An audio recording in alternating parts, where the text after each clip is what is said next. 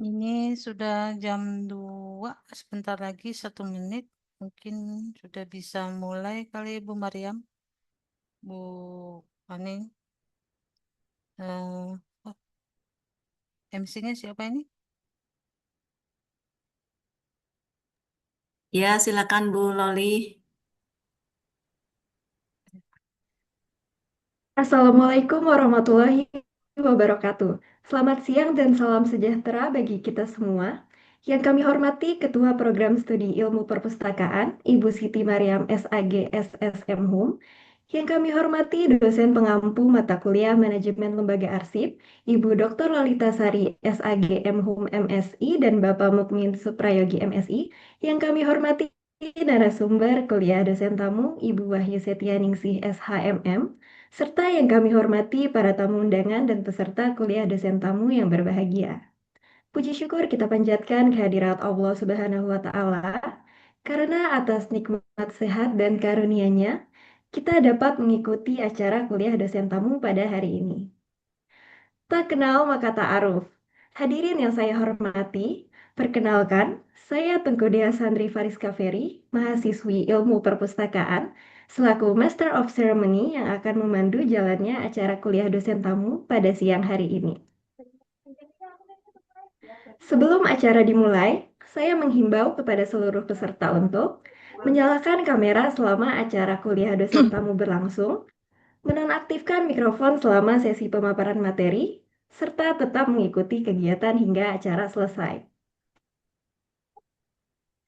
Adapun susunan acara pada hari ini adalah pembukaan, sambutan, pemaparan materi dan sesi diskusi, penyerahan cindera mata, sesi foto, doa, dan penutup. Baiklah, tanpa berlama-lama lagi, marilah kita buka acara ini dengan mengucap basmalah. Bismillahirrohmanirrohim. Semoga acara kuliah dosen tamu pada siang hari ini dapat berjalan lancar dan diberikan kemudahan oleh Allah Subhanahu wa Ta'ala. Amin ya Rabbal 'Alamin. Memasuki acara selanjutnya, yaitu sambutan. Sambutan pertama akan disampaikan oleh Ketua Program Studi Ilmu Perpustakaan, Ibu Siti Mariam SAG SSMU. Kepada Ibu Siti Mariam, kami persilahkan. Terima kasih Saudari MC. Siapa nih? Tengku Tia Sandri. Mariska. Iya. Kelas apa ini? Saya kelas 6A, Ibu. Ini berarti semuanya kelas 6A ya. Untuk di sini audiensnya dari 6A, 6B, dan 6D, Ibu. Oke, baik. Terima kasih sekali lagi MC. Assalamualaikum warahmatullahi wabarakatuh. Alhamdulillahirrabbilalamin. Salatu wassalamu ala ashrafil anbiya wal mursalin. Sayyidina Muhammadin wa ala alihi wa sahbihi ajma'in. Amma ba'du. Pertama-tama teman-teman semua, ibu-ibu, bapak-bapak yang kami hormati, marilah kita panjatkan rasa syukur kita di siang hari ini. Berkat rahmatnya, hidayahnya, inayahnya, kita bisa bertatap muka melalui Zoom meeting ya, dengan kondisi insya Allah semuanya sehat walafiat. Eh, dalam rangka ada yang feedback ya. Oke, dalam rangka melaksanakan apa nih event kuliah dosen tamu ya luar biasa untuk Ibu Lolita dan tim ya sudah mengundang lagi dosen tamu pada siang hari ini. Salawat dan salam, marilah senantiasa kita haturkan, kita persembahkan kepada junjungan kita, suri tauladan kita, Nabi besar Muhammad Shallallahu Alaihi Wasallam.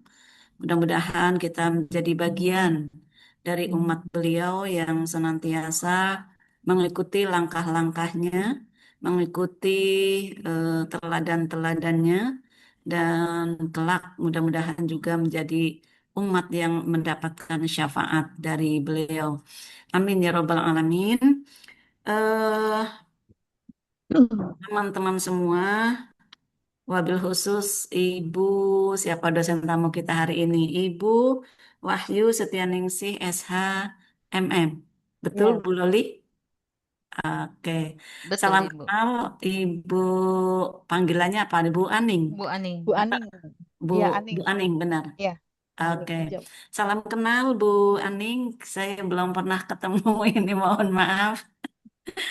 Iya, padahal sudah beberapa kali sih main ya ke UIN Jogja, tapi baru kali ini kenal dengan Ibu dan itu pun berkat dari Ibu Loli. Selamat datang Bu Aning dan selanjutnya saya sampaikan terima kasih terlebih dahulu untuk kesediaan Ibu, perkenan Ibu Aning ya siang hari ini, siang bolong berkenan hadir melalui Zoom untuk sharing pengalaman ya, sharing pengetahuan bagi mahasiswa-mahasiswa kami yang baru belajar ini Bu, baru belajar ya. Kalau Ibu udah saya kira udah puluhan tahun nih ya eh, berkecimpung di arsip. Oke, terima kasih juga untuk Bu Lolita, Dr. Lolita Sari Batubara M. Hum ya. Dan juga Bapak Mukmin Suprayogi MSI yang mengampu mata kuliah Manajemen Lembaga Arsip. Ya, ini semester 6 ya. Di semester 6 nih Bu Aning, teman-teman ini, adik-adik ini jadi memang masih nol banget tentang lembaga arsip. Dan terima kasih untuk teman-teman mahasiswa, adik-adik mahasiswa yang di siang hari ini sudah hadir dengan penuh semangat ya untuk mengikuti kuliah dosen tamu. Nah, tamu kita hari ini istimewa, teman-teman. Karena apa? Kalau yang lalu-lalu biasanya dosen tamu ya dosen gitu. Hanya saja dari perguruan tinggi lain ya.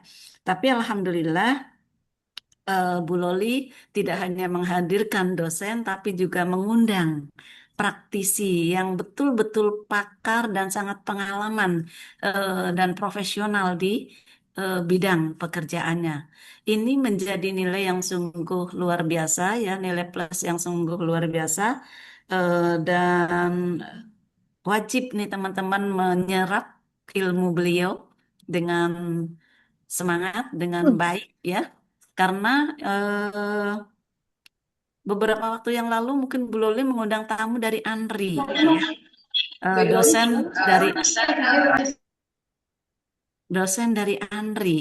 Nah, ANRI itu kan Arsip Nasional Republik Indonesia yang cakupannya tentu arsipnya seluruh Indonesia. Dan hari ini teman-teman kita akan belajar banyak tentang arsip perguruan tinggi. Ya, Bu Loli benar ya? Bu Betul. Aning benar ya? Iya, betul. Iya. Jadi Bu Aning ini seperti teman-teman ketahui beliau adalah dari UIN apa arsip sekaligus kepala unit kearsipan ya ini luar biasa coba beliau kepala di tengah kesibukannya berkenan hadir untuk kita semua ya kepala unit kearsipan UIN Sunan Kalijaga Yogyakarta. Biasanya disebut UIN Sukijo ya Bu. Iya, Win Sukijo atau Win Suka. Win suka, Iya, iya teman-teman biasanya Win suka, tapi begitu sampai di Jogja ya banyak Sukijo. pada nyebutnya Win Sukijo gitu ya. Saya juga kaget juga gitu. Iya ada beberapa teman di sana Bu Aning, Iya, Bu. ada Prof Nurdin ya, ada Bu Ya. Labibah, Bu Husnul, Pak Anis, Pak Arianto dan banyak lagi teman-teman di sana yang juga udah beberapa kali sharing juga dengan kami di Prodi Ilmu Perpustakaan UIN Syarif Hidayatullah Jakarta. Nah, untuk adik-adik semua, sekali lagi Ibu mohon dengan sangat ya, ini kesempatan emas, jarang sekali kita bisa belajar kearsipan, khususnya manajemen lembaga arsip, dari pakarnya, the real pakar ini, karena memang betul-betul sudah berpengalaman di bidangnya ya. Jadi tolong pelajari, simak betul-betul dan silakan diskusi, tanyakan hal-hal yang teman-teman tidak tahu atau kurang paham. Jangan malu-malu ya. Karena mahasiswa kan memang harus banyak bertanya ya. Bertanya adalah sebagian dari ilmu pengetahuan itu sendiri. Baik, saya kira itu Bu Loli yang bisa saya sampaikan. Sekali lagi, penghargaan yang setinggi-tingginya saya sampaikan untuk Ibu Wahyu Setianingsih, SHMM. Mudah-mudahan apa kesediaan Ibu pada siang hari ini sharing dengan kami, dengan kita di sini menjadi amal ibadah juga bagi apa Ibu khususnya dan bagi kita semua. Sekian, mohon maaf apabila ada hal-hal yang kurang berkenan. Assalamualaikum warahmatullahi wabarakatuh. Saya kembalikan kepada Waalaikumsalam. MC. Terima kasih. Waalaikumsalam warahmatullahi wabarakatuh. Terima kasih untuk Bu Maryam atas sambutan yang telah disampaikan. Hadirin yang saya hormati, selanjutnya kita akan memasuki acara inti, yaitu penyampaian materi dan sesi diskusi oleh Ibu Wahyu Setianingsih SHMM mengenai evaluasi kegiatan kearsipan di lembaga arsip. Agar acara berjalan dengan lebih terarah, sesi ini akan dipandu oleh moderator. Kepada Saudari Rima Ramadhani, kami persilahkan untuk mengambil alih jalannya acara.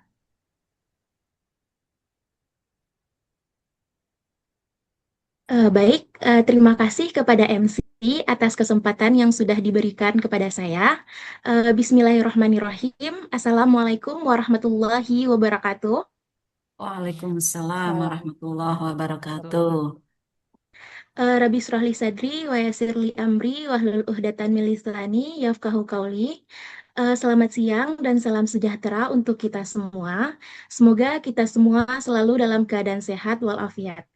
Yang utama, puji syukur kita panjatkan kehadiran Allah Subhanahu wa Ta'ala, karena pada hari ini telah memberikan kita kesempatan sehingga kita dapat mengikuti kegiatan kuliah dosen tamu yang dilaksanakan secara daring pada siang hari ini. Salawat beserta salam kita ucapkan kepada baginda Rasulullah Sallallahu Alaihi Wasallam dengan mengucapkan Allahumma sholli ala Sayyidina Muhammad wa ala ali Sayyidina Muhammad. Yang saya hormati Ibu Siti Maryam SAG SSM Hum selaku Kepala Program Studi Ilmu Perpustakaan. Yang saya hormati Bapak dan Ibu dosen pengampu mata kuliah Manajemen Lembaga Arsip, Ibu Lolita Sari SAG M Hum MSI dan Bapak Mukmin Suprayogi MSI. Izin Bapak dan Ibu. Yang kami hormati, narasumber kita pada siang hari ini, arsiparis dari UIN Sunan Kalijaga, Yogyakarta, serta teman-teman mahasiswa yang saya banggakan. Sebelumnya perkenalkan, nama saya Rima Ramadhani, saya merupakan mahasiswa pada sesi kali ini diamanahkan sebagai moderator yang akan memandu selama sesi materi berlangsung.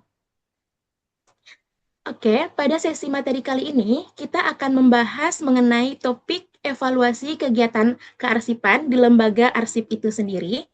Nah, sebelum kita masuk ke penyampaian materi, saya ingin mengajak teman-teman mahasiswa untuk memikirkan satu hal sederhana. Selama ini, kita banyak belajar bagaimana arsip dikelola dengan baik, namun apakah pengolahan yang sudah berjalan tersebut benar-benar dapat menjamin kualitas arsip dalam jangka panjang? Atau justru tanpa adanya evaluasi dan pengawasan, sistem yang sudah baik sekaligus bisa mengalami penurunan kualitas tanpa kita sadari. Nah, pertanyaan-pertanyaan ini menunjukkan bahwa dalam pengelolaan arsip tidak hanya proses pelaksanaan yang penting, tetapi juga bagaimana kita melakukan evaluasi dan pengawasan secara berkelanjutan. Oleh karena itu, pada kesempatan kali ini kita akan mendapatkan pemahaman yang lebih mendalam mengenai hal tersebut langsung dari praktisi di bidangnya. Oke, baik. Sebelum kita masuk ke penyampaian materi, izinkan saya memperkenalkan narasumber kita pada siang hari ini. Pada kesempatan kali ini, kita akan belajar langsung dari praktisi di bidang kearsipan, yaitu oleh Ibu Wahyu Setianingsih, SHMM, sekaligus merupakan arsiparis ahli muda di Universitas Islam Negeri Sunan Kalijaga, Yogyakarta, sekaligus menjabat sebagai Kepala Unit Unit Arsip Universitas. Beliau telah berpengalaman di bidang kearsipan sejak tahun 2005 dan perjalanan karir beliau dimulai dari staf administrasi sehingga saat ini dipercaya memimpin unit arsip tingkat universitas. Dedikasi beliau juga telah mendapatkan pengakuan diantaranya sebagai Arsiparis Teladan Nasional Kementerian Agama pada tahun 2018 serta meraih 5 besar Arsiparis Teladan tingkat kementerian pada tahun 2019. Dengan pengalaman dan capaian tersebut, tentu kita dapat mendapatkan banyak wawasan praktis yang dapat melengkapi pemahaman kita secara teoritis. Baik, tanpa berlama-lama, langsung saja kita masuk ke penyampaian materi kepada Ibu Wahyu Setianingsih, dipersilahkan. Baik, terima kasih Mbak Rima. Ya, dengar suara saya Mbak Rima? Dengar Dengar, Ibu. ya, oke. Assalamualaikum warahmatullahi wabarakatuh. Waalaikumsalam warahmatullahi Ini Wabarakatuh. ya, saya manggilnya ini teman-teman gitu aja ya. Teman-teman atau siapa ini? Kalau Bapak Ibu kayaknya terlalu tua gitu. Iya Bu, bener. Ya kan, saya juga jadi gak enak gitu kalau Bapak Ibu gitu. Sedangkan di depan saya itu kayak masih imut-imut semuanya gitu. Itu ya teman-teman ya. Hari ini kita akan sharing terkait evaluasi lembaga kearsipan. Kemarin saya dikontak sama Bu Lolita, diminta untuk mengisi awalnya tuh standarisasi. Saya bingung, standarisasi itu maksudnya nggak seperti apa gitu.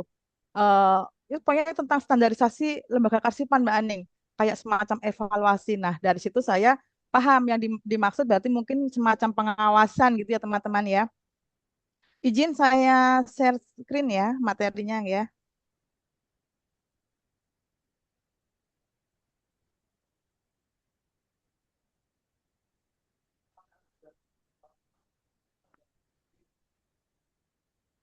Kelihatan nggak teman-teman? Sebentar. Terlihat Ibu. Ya, sebentar saya ulang dari awal. Oke. Ya, kita belajar tentang evaluasi kegiatan kearsipan di lembaga arsip ya. Kita sharing aja teman-teman ya. Eh, jangan nggak terlalu formal gitu. Baik, tadi saya udah diperkenalkan oleh Bu Loli, kemudian Mbak Rima atau Mbak Irma tadi, Mbak Rima ya. Ya, kenalkan nama saya Aning. Saya biasa kalau di UIN dipanggilnya Aning gitu. Kalau dicari namanya Bu Wahyu, di UIN nggak dikenal namanya Bu Wahyu. Ya, kalau misalnya di UIN nyari namanya Bu Aning. Baik. Nah, teman-teman yang namanya evaluasi itu kalau kami di dunia kearsipan di tempat kami itu biasanya kami menyebutnya audit atau pengawasan. Jadi bukan evaluasi gitu, bukan standarisasi, tapi disebutnya kita audit atau pengawasan. Tapi intinya sama, evaluasi. Jadi antara evaluasi, audit dan pengawasan ini kita sepakat ya ini sama ya untuk lembaga kearsipannya ini sama penyebutannya aja yang beda-beda tapi intinya sama gitu. Jadi bisa disebut evaluasi, bisa disebut audit, bisa disebut pengawasan. Nanti kalau saya menyebut ada audit, ya itu berarti evaluasi atau pengawasan juga. Gitu ya.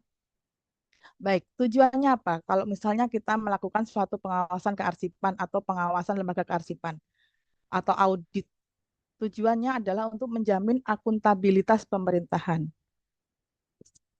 Selain menjamin akuntabilitas pemerintahan, juga untuk menjamin keselamatan arsip sebagai memori kolektif bangsa.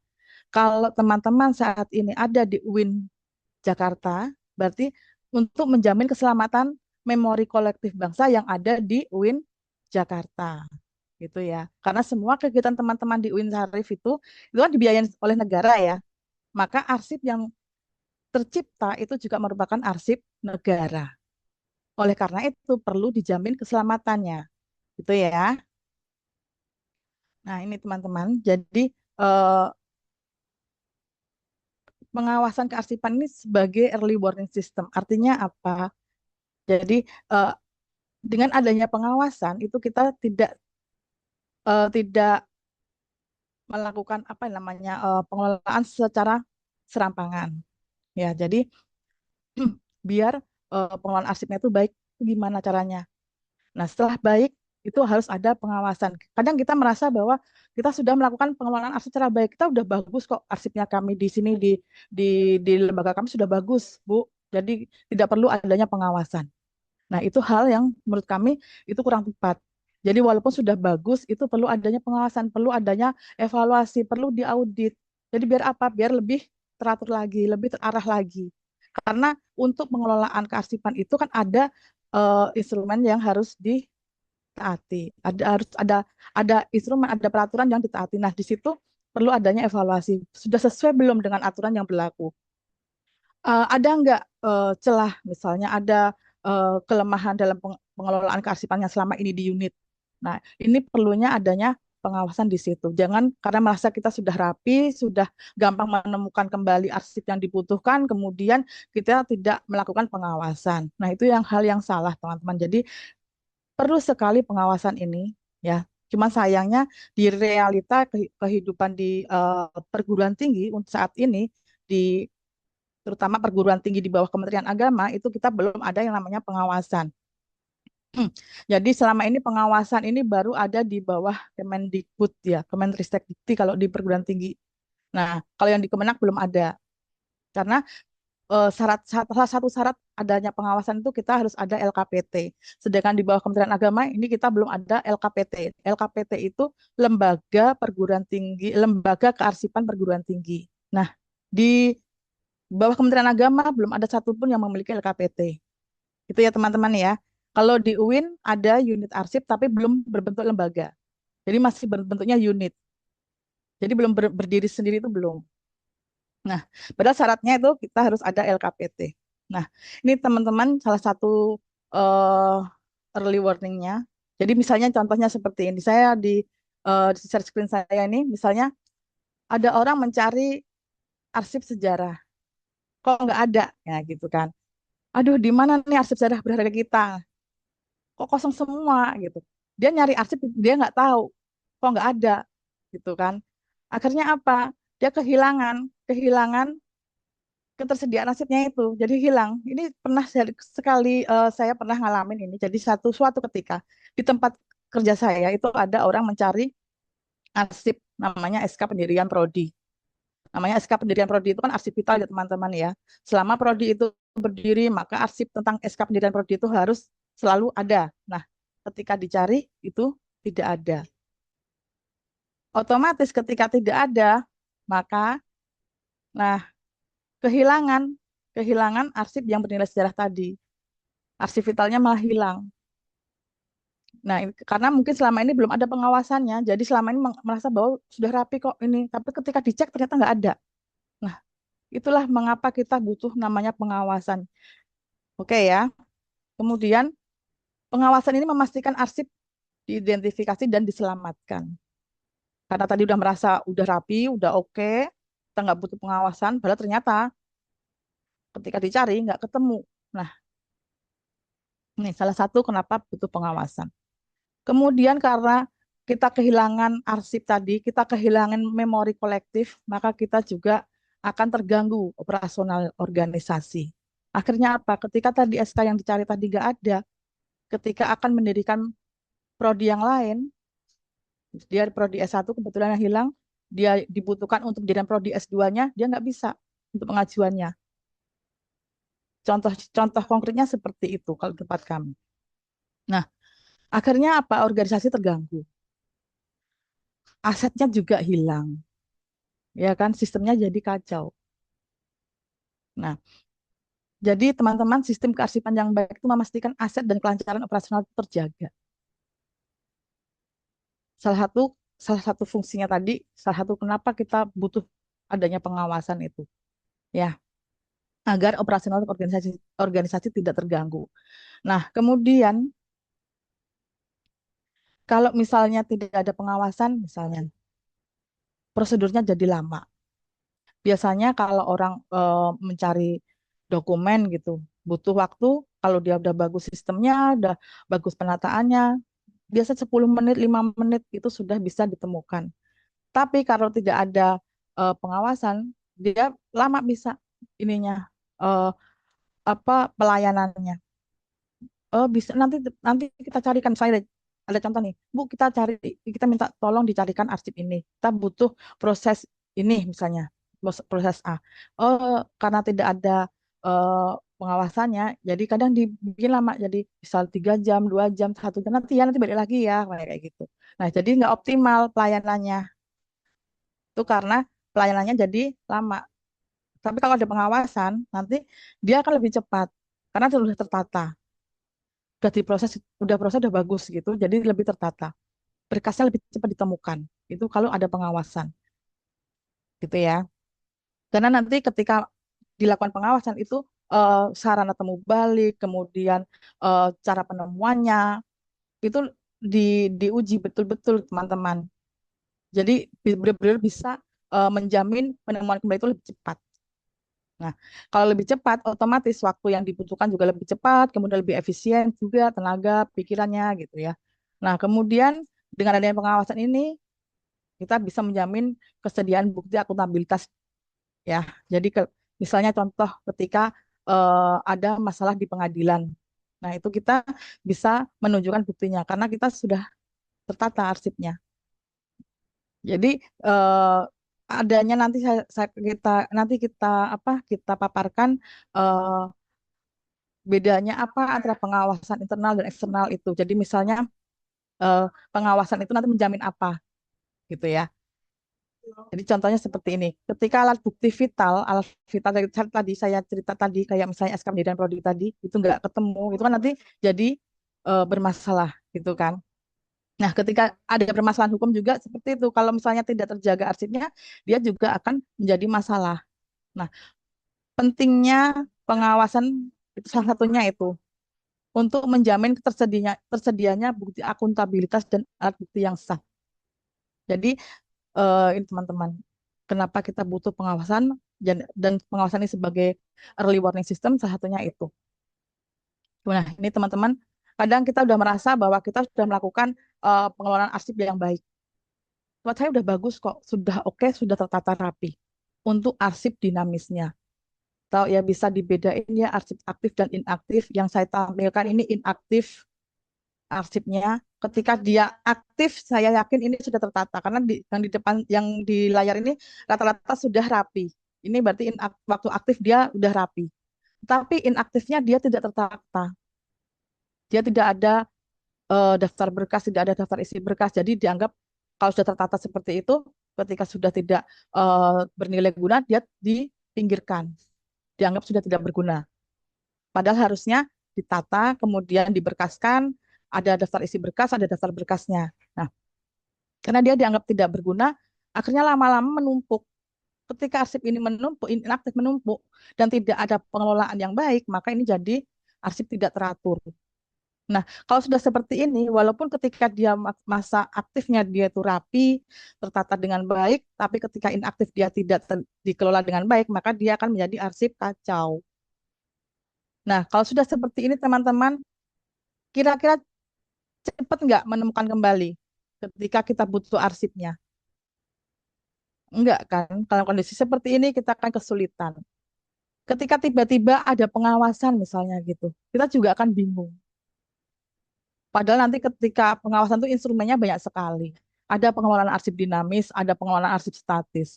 Nah, kalau terkelolanya seperti ini, kira-kira lolos nggak pengawasannya? Pasti nggak lolos, gitu ya. Nah, tadi yang ini lanjutan yang tadi itu. Jadi ini arsip inaktif. Kalau saya lihat dari gambarnya ini, saya yakin dulu waktu dia masih dinamis aktif, dia tertata baik. Tapi ketika dia mulai inaktif, dia sudah tidak dikelola dengan baik lagi. Jadi akhirnya dia menumpuk, menumpuk, menumpuk, menumpuk, menumpuk. Akhirnya jadi arsip kacau. Nah, hal-hal seperti inilah yang kita hindari teman-teman ketika kita mengelola arsip di instansi atau di perguruan tinggi. Ya, jadi jangan sampai seperti ini. Makanya perlu adanya pengawasan tadi. Jangan sampai karena kita merasa udah bagus pengelolaannya, ketika tidak ada evaluasi, maka jadi akan seperti ini. Nah, kita hindari seperti itu. Nah, ini salah satu contoh ketika ada orang atau saya bilang atau orang yang menghilangkan arsip atau menghilangkan dokumen. Apakah ada pidananya? Ada teman-teman. Ini salah satu contoh orang yang dia terkena pidana karena menghilangkan arsip negara. Jadi di Undang-Undang Nomor 43 Tahun 2009 itu ada di sana diatur tentang eh, aturan hukumnya, eh, perdata maupun pidananya ada. Jadi kalau menghilangkan dokumen secara sengaja maka hukumannya apa itu ada. Dan itu benar-benar ini pernah ada kejadian ada orang yang dihukum karena menghilangkan arsip negara. Itu ya teman-teman, jangan sampai arsip yang kita tata tadi sengaja dihilangkan misalnya gitu. Itu ada hukumannya. Tuh. Nah, nah, kemudian pengawasan atau evaluasi ini juga memicu atau mendorong perbaikan kinerja. Tadi kan kita udah melihat bagaimana akibatnya apabila eh, kita tidak melakukan pengawasan. Jadi akhirnya serampangan kita untuk melakukan pengelolaan arsipnya. Nah, karena ada pengawasan, akhirnya kita terpacu teman-teman, terpacu untuk mengelola arsip itu lebih baik. Yang tadinya itu arsipnya masih manual, akhirnya dia mulai menggunakan aplikasi misalnya. Seperti itu. Jadi contoh yang tadinya masih manual kayak gini. Jadi dia pusing untuk mencari dokumennya, susah, kinerja jadi lambat gitu kan. Nah, kemudian triggernya muncul, akhirnya dia eh, karena hasil pengawasan itu menunjukkan sistem kearsipannya berantakan, maka akhirnya dibuat aplikasi misalnya untuk memudahkan eh, pelaksanaan kearsipan di instansi tersebut untuk mempercepat proses penemuan kembali. Nah, contohnya seperti itu. Akhirnya apa setelah itu ada perbaikan kinerja. Yang tadinya orang pusing, misalnya nyari dokumen susah, nah akhirnya lebih cepat, akhirnya kinerjanya juga lebih baik. Nah, seperti itu teman-teman ya. Jadi eh, pengawasan itu dia bisa menjadi pendorong untuk perbaikan kinerja. Perbaikan kinerjanya itu dimulai dari meja masing-masing. Karena semua orang kalau di instansi itu dia bisa menciptakan arsip, ya. Dia mengelola arsipnya masing-masing. Nah, itu dia dari situ dia akhirnya oh ya karena bisa ada pengawasan dari semuanya akhirnya rapi, akhirnya tertata. Nah, seperti itu. Yang tadinya manual aplikasi belum ada aplikasi akhirnya pakai aplikasi. Karena awalnya cuma karena mau ada pengawasan akhirnya diperbaiki. Awalnya cuma seperti itu, lama-lama jadi budaya. Akhirnya budaya itu budaya yang bagus gitu. Itu ya. Nah, ini. Kemudian yang dicapai itu kalau kita sudah budayanya oke, kemudian kinerja organisasi tercapai, nah itu arsipnya rapi, informasinya cepat didapat, kinerja organisasi juga meningkat drastis. Nah, akhirnya kita merasa, oh ya, alhamdulillah ada pengawasan gitu. Kalau kemarin nggak ada pengawasan mungkin nggak seperti ini, itu teman-teman. Contohnya itu. Nah, ini kalau ini contoh arsip yang sudah tertata dengan rapi. Ya, jadi memang pengawasan itu bisa menjadi trigger untuk pengelolaan arsip sesuai ketentuan mulai dari unit pengolah hingga unit kearsipan. Unit pengolah itu kalau di universitas itu seperti di bagian-bagian itu teman-teman, seperti di fakultas, di prodi, di jurusan itu namanya unit pengolah. Ya, kalau unit kearsipannya itu tata usaha fakultas, tata usaha universitas, nah itu namanya unit kearsipan. Itu ya. Jadi pengawasan ini menjadi trigger untuk pengelolaan arsip sesuai ketentuan mulai dari UP, unit pengolah dari bawah sampai ke unit kearsipannya. Nah, ini kita belajar hari ini kita ada dasar hukumnya teman-teman tentang pengawasan kearsipan. Yang pertama Undang-Undang Nomor 43 Tahun 2009 tentang kearsipan. Ini pasti teman-teman sudah tahu semua. Ini adalah induk dari semua peraturan kearsipan itu ada di Undang-Undang Nomor 43 Tahun 2009. Kemudian ada PP Nomor 28 Tahun 2012 tentang pelaksanaan Undang-Undang Nomor 43 Tahun 2009. Nah, ini kalau saya bilang dua ini induknya, induk dari peraturan kearsipan. Kemudian yang tentang pengawasan itu ada di nomor 6 tahun 2019. Kemudian juga ada di keputusan Kepala ANRI nomor 130 tahun 2025. Ini yang terbaru. Tentang perubahan keputusan Kepala ANRI nomor 250 tahun 2024 tentang instrumen pengawasan atas penyelenggaraan kearsipan. Nanti kita tampilkan juga apa sih itu namanya instrumen pengawasan itu teman-teman biar lebih jelas lagi. Nah, ini teman-teman kalau kita mau mengevaluasi atau mengaudit kalau di lembaga itu apa sih yang mau diaudit gitu di kearsipannya. Jadi ternyata yang diaudit itu ada tentang fungsi lembaga, ada sarana dan prasarananya, ada tata kelola kearsipannya, dan ada sumber daya manusianya. Jadi ada 4 item ini yang akan diaudit atau dievaluasi ketika kita melakukan pengawasan kearsipan.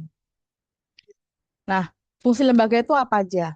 Jadi fungsi lembaga itu fungsi yang pertama ada 2 fungsi ya, fungsi pengelolaan dan fungsi pembinaan. Nah, fungsi pengelolaannya itu ada 2, fungsi pengelolaan arsip statis dan fungsi pengelolaan arsip dinamis. Bedanya apa ini? Kalau fungsi pengelolaan arsip statis ini untuk pengawasan eksternal, sedangkan fungsi pengelolaan arsip dinamis ini untuk pengawasan internal. Nanti kita bahas apa itu pengawasan internal dan ada apa itu pengawasan eksternal. Kemudian dia juga mengawasi tentang fungsi pembinaan kearsipan. Bagaimana dia membina pengelolaan arsip di instansi tersebut. Nah, kemudian Sarpras seperti apa aja? Sarana prasarana yang diaudit atau diawasi atau dievaluasi. Yang pertama tentang standar gedungnya seperti apa, bagaimana alat-alatnya, ruang penyimpanannya seperti apa. Nah, itu ada semua teman-teman itu semua jadi bahan evaluasi. Ini ada aturannya juga dari ANRI, gitu ya. Kemudian persyaratan keselamatannya. Ketika melakukan fumigasi, bagaimana eh, untuk apa prasyarat keselamatannya, misalnya harus pakai masker misalnya ketika pengelolaan arsip kacau atau ketika kita mengelola arsip. Nah, harus pakai baju seperti apa gitu. Nah, itu ada di situ. Jadi ya teman-teman, jadi pengawasnya tadi nggak cuma ke bagaimana mengelola arsipnya, tapi juga ke SDM-nya, kemudian sarprasnya juga ya. Jadi nggak cuma tentang pengelolaannya aja. Nah, kemudian tentang SDM. SDM-nya itu apa aja yang dievaluasi?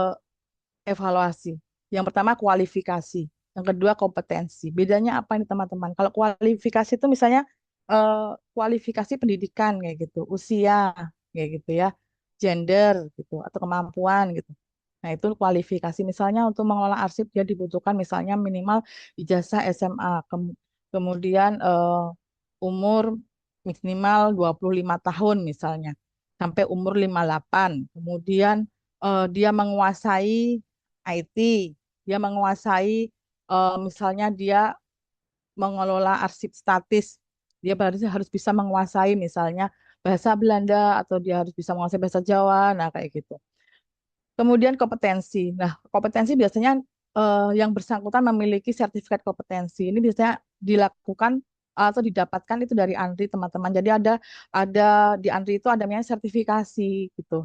Sertifikasi kompetensi. Jadi ada dia dia bisa mengelola arsip dinamis. Dia punya sertifikat kompetensi arsip pengelolaan arsip dinamis.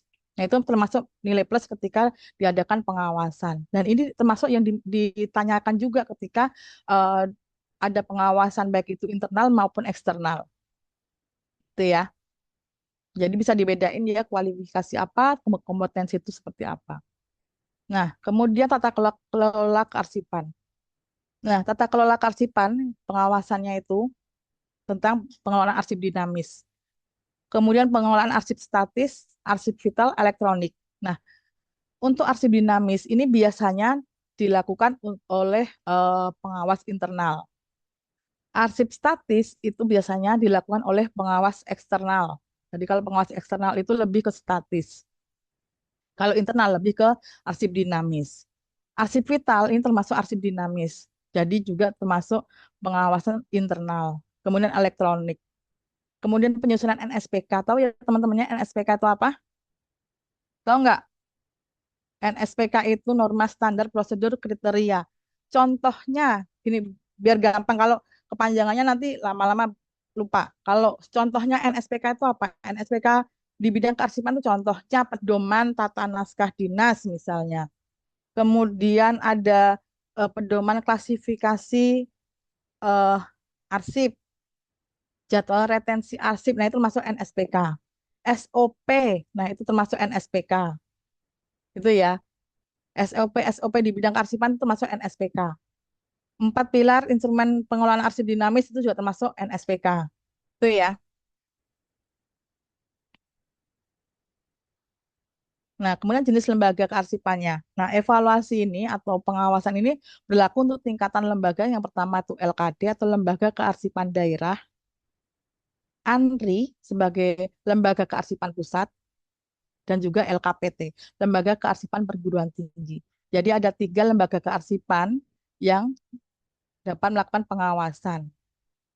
LKD, Lembaga Kearsipan Daerah, contohnya Badan Arsip Daerah. Kemudian ANRI, kalau ANRI udah tahu semua ya. Nah, LKPT ini biasanya melakukan pengawasan di internalnya, di perguruan tinggi. Pentingnya pengawasan teman-teman tadi yang pertama adalah untuk perlindungan arsip. Untuk mencegah kerusakan arsip, terutama arsip statis. Nah, ini biasanya untuk pengawasan eksternal. Itu dia lebih fokus di statisnya. Nah, ini pentingnya pengawasan untuk perlindungan arsipnya, jangan sampai arsip itu rusak atau arsip itu hilang, terutama untuk arsip yang memiliki nilai kesejarahan. Nah, kemudian yang kedua, pentingnya evaluasi atau pengawasan ini yang kedua adalah memudahkan akses. Jadi memastikan arsip tersebut mudah ditemukan kembali. Ini pentingnya pengawasan. Kemudian untuk yang ketiga, untuk mewujudkan efisiensi pengelolaan. Ini mewujudkan tata kelola kearsipan yang efektif, terstruktur, dan akuntabel. Jadi lebih terarah gitu kalau ada pengawasan gitu ya, teman-teman. Jadi ada 3 pentingnya audit atau pengawasan ini. Nah, tadi ada 3 contoh apa pentingnya, kemudian sekarang bentuknya. Pengawasan itu bentuknya ada namanya audit kearsipan dan ada namanya monitoring. Audit kearsipan ini proses identifikasi masalah, analisis, dan evaluasi bukti yang dilakukan secara independen, objektif, dan profesional berdasarkan standar kearsipan untuk menilai kebenaran, kecermatan, kredibilitas, efektivitas, efisiensi, dan keandalan penyelenggaraan kearsipan. Audit kearsipan itu teman-teman. Nah, setelah adanya audit biasanya dilakukan monitoring. Monitoring ini untuk mengukur tingkat perkembangan status tindak lanjut hasil pengawasan kearsipan pada objek pengawasan. Jadi biasanya kalau habis ada audit, nanti ada monitoring. Biasanya dilakukan berkala kalau untuk monitoringnya. Bisa 3 bulanan, bisa bulanan gitu, tapi ada monitoring. Itu ya. Nah, kemudian kalau ada pengawasan tuh kita namanya ada dibutuhkan alat ukur dan instrumen. Apa toh itu alat ukur dan instrumen? Nah, pengawasan kearsipan itu membutuhkan namanya alat ukur untuk memuat indikator penilaian dalam rangka mengukur kinerja penyelenggaraan kearsipan pada suatu instansi, yaitu instrumen pengawasan kearsipan. Nah, alat ukurnya instrumen pengawasan kearsipan. Nah, instrumen itu bisa berbentuk formulir, biasanya berbentuk formulir malah, yang memuat aspek-aspek dan subaspek penilaian. Setiap aspek itu terdiri dari subaspek dan pernyataan terkait kondisi penyelenggaraan kearsipan. Kemudian jenis instrumen atau formulir itu terdiri dari formulir audit kearsipan internal dan audit kearsipan eksternal. Jadi beda teman-teman, jadi ada 2 macam audit, internal dan eksternal. Nih, jenis evaluasi atau pengawasan tadi sudah saya sebut beberapa kali.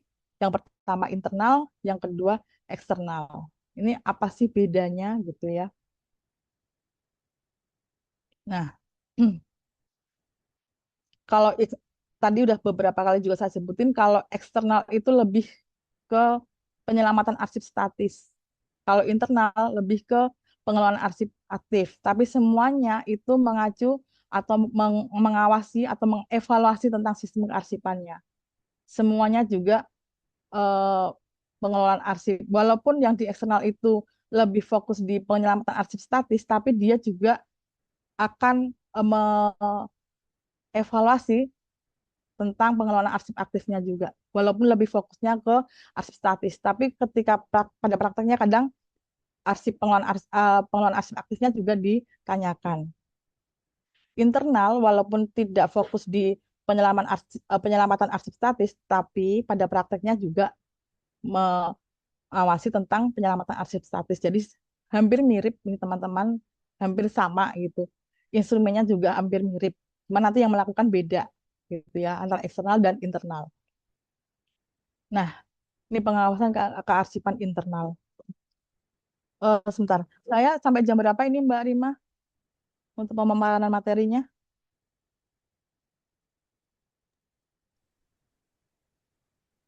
Mbak Rima nggak dengar suaranya saya? Monggo Ibu. Monggo ya, sampai Hmm, jam berapa untuk pemaparan materi? bebas Ibu. Bebas, oke. Oke, oke.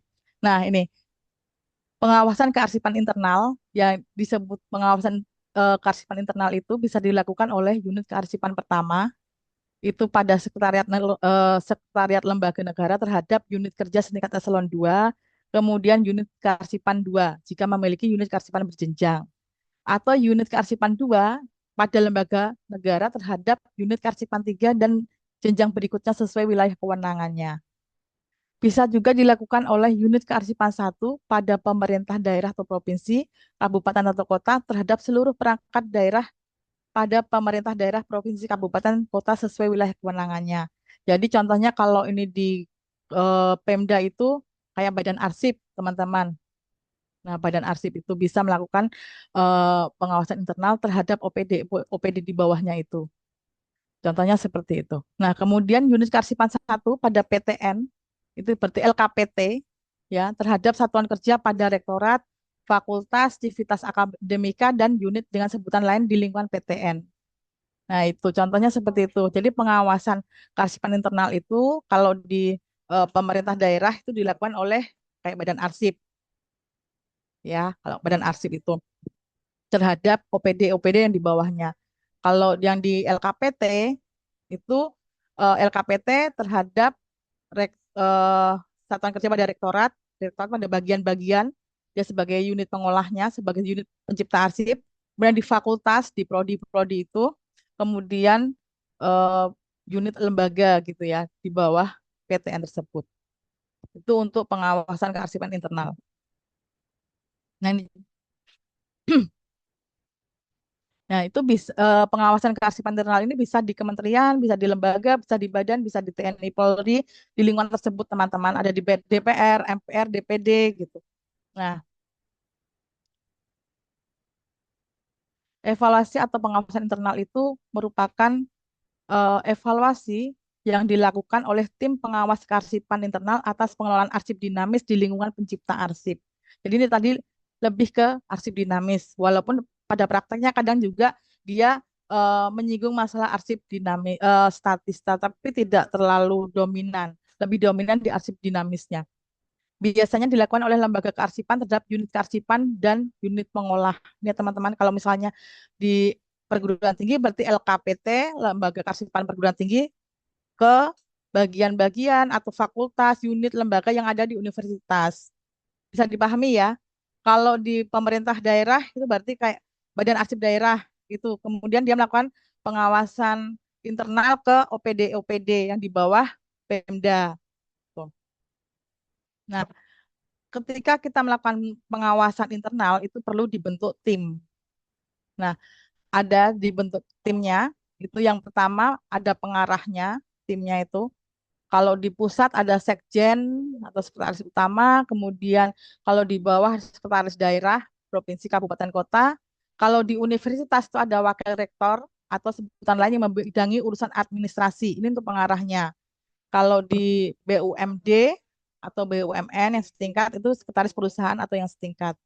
Itu untuk pengarahnya. Kemudian untuk penanggung jawabnya itu kepala biro atau badan atau komisi yang membidangi urusan kearsipan.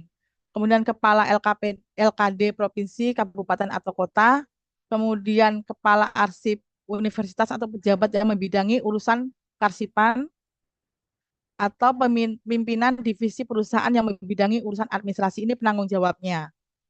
Nah, kemudian ketuanya, jadi tim pengawasnya itu ada pengarah, ada penanggung jawab, kemudian ada ketua. Ketuanya itu bisa dijabat oleh pejabat administrator yang menyelenggarakan urusan kearsipan, bisa kepala unit kearsipan, atau pejabat fungsional arsiparis. Ya, jadi eh, untuk ketuanya kriterianya ini. Kemudian anggotanya itu bisa pejabat fungsional arsiparis, bisa pejabat fungsional auditor, bisa pejabat fungsional tertentu lainnya yang setara, pejabat pengawas bidang pengawasan, atau pejabat pelaksana. Jadi kalau anggotanya itu bisa melibatkan nggak cuma arsiparis, jadi bisa dari auditor juga bisa, dari keuangan juga bisa, kemudian dari fungsional hukum itu juga bisa, gitu ya. Atau pejabat pelaksana itu pun juga bisa menjadi anggota tim pengawas kearsipan internal. Jadi kalau untuk anggotanya itu bisa lintas jabatan teman-teman. Nah, prosedur pengawasannya teman-teman, kalau kita melakukan eh, pengawasan itu prosedurnya yang pertama adalah perencanaan dulu. Yang kedua baru pelaksanaan, yang ketiga penilaian. Jadi tidak, kalau bahasa Jawa itu tidak ujuk-ujuk langsung pelaksanaan gitu enggak, tapi kita harus ada perencanaan. Perencanaan ini biasanya dilakukan 1 tahun sebelumnya. Setahun sebelumnya kita udah merencanakan bahwa tahun depan itu misalnya UIN Syarif mau dilakukan pengawasan kearsipan. Nah, itu disusun teman-teman apa aja yang dibutuhkan gitu. Ya, baru kemudian tahun berjalan depan itu baru dilakukan pengawasannya dan penilaian gitu ya. Jadi tidak saya pengen bulan depan mau ada pengawasan, tidak seperti itu. Tetapi biasanya ada perencanaan dulu. Nah, perencanaan itu namanya PKPKT atau Program Kerja Pengawasan Kearsipan Tahunan. Nah, pengawasan ini, pengawasan atau evaluasi kearsipan biasanya dilakukan oleh tahunan, ya, dilakukan setiap tahun itu biasanya ada namanya pengawasan kearsipan. Nah, PKPKT ini adalah rencana kerja 1 tahun anggaran untuk mencapai kesesuaian penyelenggaraan kearsipan dengan prinsip, kaidah, dan standar. Nah, PKPKT meliputi jadwal waktu, objek pengawasan, prioritas, anggaran, jenis metode pengawasannya, mau audit atau monitoring, serta bagaimana langkah kerjanya. Nih, gambarannya seperti ini biar gampang. Jadi, yang pertama, prosedur pengawasan kearsipan, yang pertama, perencanaan pengawasan kearsipan. PKPKT disusun berdasarkan sistematika sebagai berikut. Satu, kalau kita mau melakukan pengawasan kearsipan, rencana pengawasan kearsipan, yang pertama yang disusun adalah waktunya. Kapan kita mau melakukan pengawasan, jadwalnya seperti apa, nah itu kita susun di situ. Kemudian objek pengawasannya, siapa aja yang mau diawasi atau dievaluasi, unit mana aja, unit mengolah mana aja, misalnya kayak gitu. Biasanya kalau internal itu ke seluruh unit, seluruh di lingkungan instansi tersebut. Kemudian prioritas, anggarannya berapa diajukan sekalian, kemudian jenis dan metode pengawasannya seperti apa. Nah, itu direncanakan juga teman-teman. Kemudian langkah kerjanya bagaimana, persiapannya, kemudian penyusunan RKA-nya, pelaksanaan auditnya, penilaian, penyusunan laporan. Nah, sebelum turun ke lapangan, tim pengawas itu harus menyiapkan namanya RKA atau rencana kerja audit. RKA ini isinya apa aja? Satu, sasarannya, yang kedua ruang lingkup, yang ketiga metodologi, yang keempat sumber daya, alokasi sumber daya. Sasaran ini memuat nama objek pengawasan, alamatnya, dan masa audit kearsipannya. Mau berapa hari untuk auditnya? Mau 3 hari, atau seminggu, atau 2 minggu, atau mau sebulan gitu. Tapi kalau sebulan kayaknya kelamaan. Biasanya kalau audit itu 3 hari, 3 sampai 5 hari itu ya. Kemudian ruang lingkupnya, aspek pengawasan yang dilaksanakan, kemudian metodologinya, penentuan waktu, kemudian bukti yang akan diuji, samplingnya seperti apa, standar perundang-undangannya yang dipakai apa. Nah, itu biasanya dipakai di metodologi. Kemudian ada alokasi sumber daya. Ini juga apa aja yang dibutuhkan.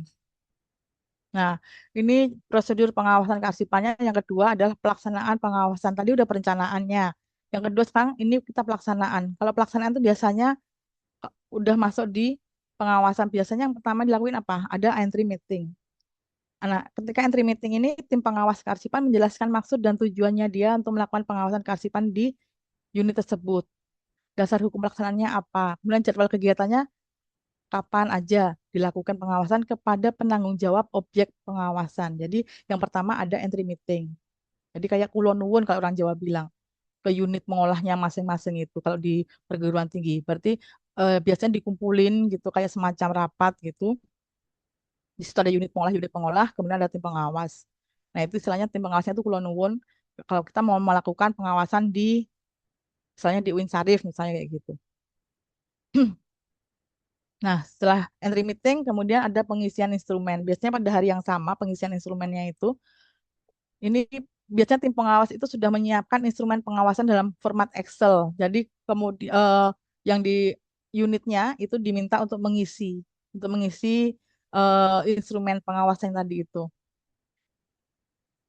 Kemudian setelah mengisi biasanya diminta juga bahan buktinya, evidence-nya. Itu pada biasanya untuk hari pertama seperti itu. Kemudian setelah pengisian instrumen, pelaksanaan pengawasan yang ketiga adalah validasi melalui verifikasi dokumen.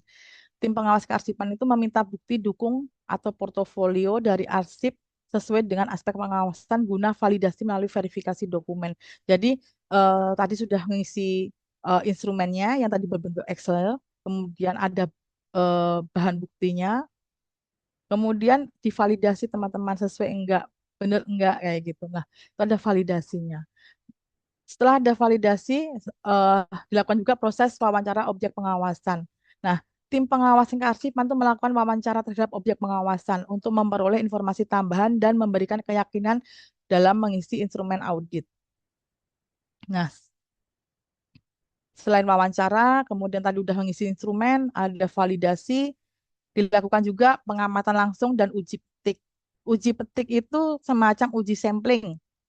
Jadi tiba-tiba contohnya tim pengawas minta dicarikan surat apa kayak gitu. Atau dia buka buku agenda kemudian minta dicarikan surat nomor 351 misalnya. Cepat nggak dari eh, objek yang diawasi itu mendapatkan atau menemukan kembali. Biasanya seperti itu. Jadi uji petik itu seperti uji sampling ya teman-teman. Jadi tim pengawas kearsipan itu perlu melakukan pengamatan langsung dan uji petik untuk menambah keyakinan dan validitas penilaian. Nah, uji petik ini berfungsi sebagai keterwakilan pengawasan. Kemudian setelah uji petik, pengamatan langsung, berikutnya adalah penyusunan RHAS atau risalah hasil audit, berisi hasil pengawasan kearsipan yang bersifat sementara. Nah, yang akan disepakati bersama antara tim pengawas dan pihak yang diaudit atau objek pengawas. Nah, setelah itu baru kemudian ada exit meeting. Tim pengawas kearsipan menyampaikan risalah hasil audit sementara untuk mendapatkan persetujuan dari pejabat struktural sebagai penanggung jawab pada objek pengawasan kearsipan. Setelah exit meeting ada pelaporan. Nah, tim pengawasan dapat membuat laporan pengawasan berdasarkan RHAS tadi dan bukti dukung yang telah disampaikan dan disepakati. Nah, ini contoh gambarannya biar mudah. Jadi biasanya 3 hari atau 5 hari gitu. Tapi biasanya sih cuma 3 hari. Yang pertama entry meeting, yang kedua verifikasi dokumen itu pada hari pertama. Kemudian hari kedua itu wawancara. Kemudian verifikasi ke lapangan, pengamatan langsung ke unit mengolah. Biasanya sekaligus uji petik tadi. Kemudian verifikasi langsung di lapangan. Kemudian penyusunan risalah hasil audit sementara atau risalah hasil monitoring sementara. Nah, baru hari ketiga kemudian ada exit meeting atau pemaparan risalah hasil audit sementara dan penandatangan RAHS-nya. Itu ya teman-teman. Tapi ini bersifat fleksibel, jadi kadang nggak cuma 3 hari, bisa lebih. Tapi biasanya nggak lama-lama, nggak sampai 2 minggu gitu, nggak.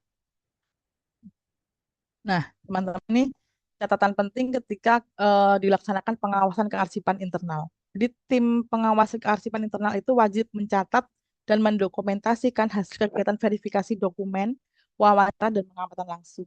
Nah, dokumentasi itu dapat berupa foto, bisa berupa rekaman suara atau video. Ini sebagai bagian dari dokumen audit kearsipan dan bahan penyusunan laporan hasil audit kearsipan oleh tim pengawas kearsipan internal dan bahan tim pengawas kearsipan pusat dalam melaksanakan verifikasi pengawasan kearsipan internal. Jadi nanti hasilnya ini akan diverifikasi oleh tim pengawas kearsipan pusat. Hasil hasil dari verifikasi internal ini akan diverifikasi oleh tim pengawasan kearsipan pusat. Nah, tadi sudah pelaksanaannya, kemudian yang prosedur pengawasan yang ketiga adalah penilaian pengawasan kearsipan.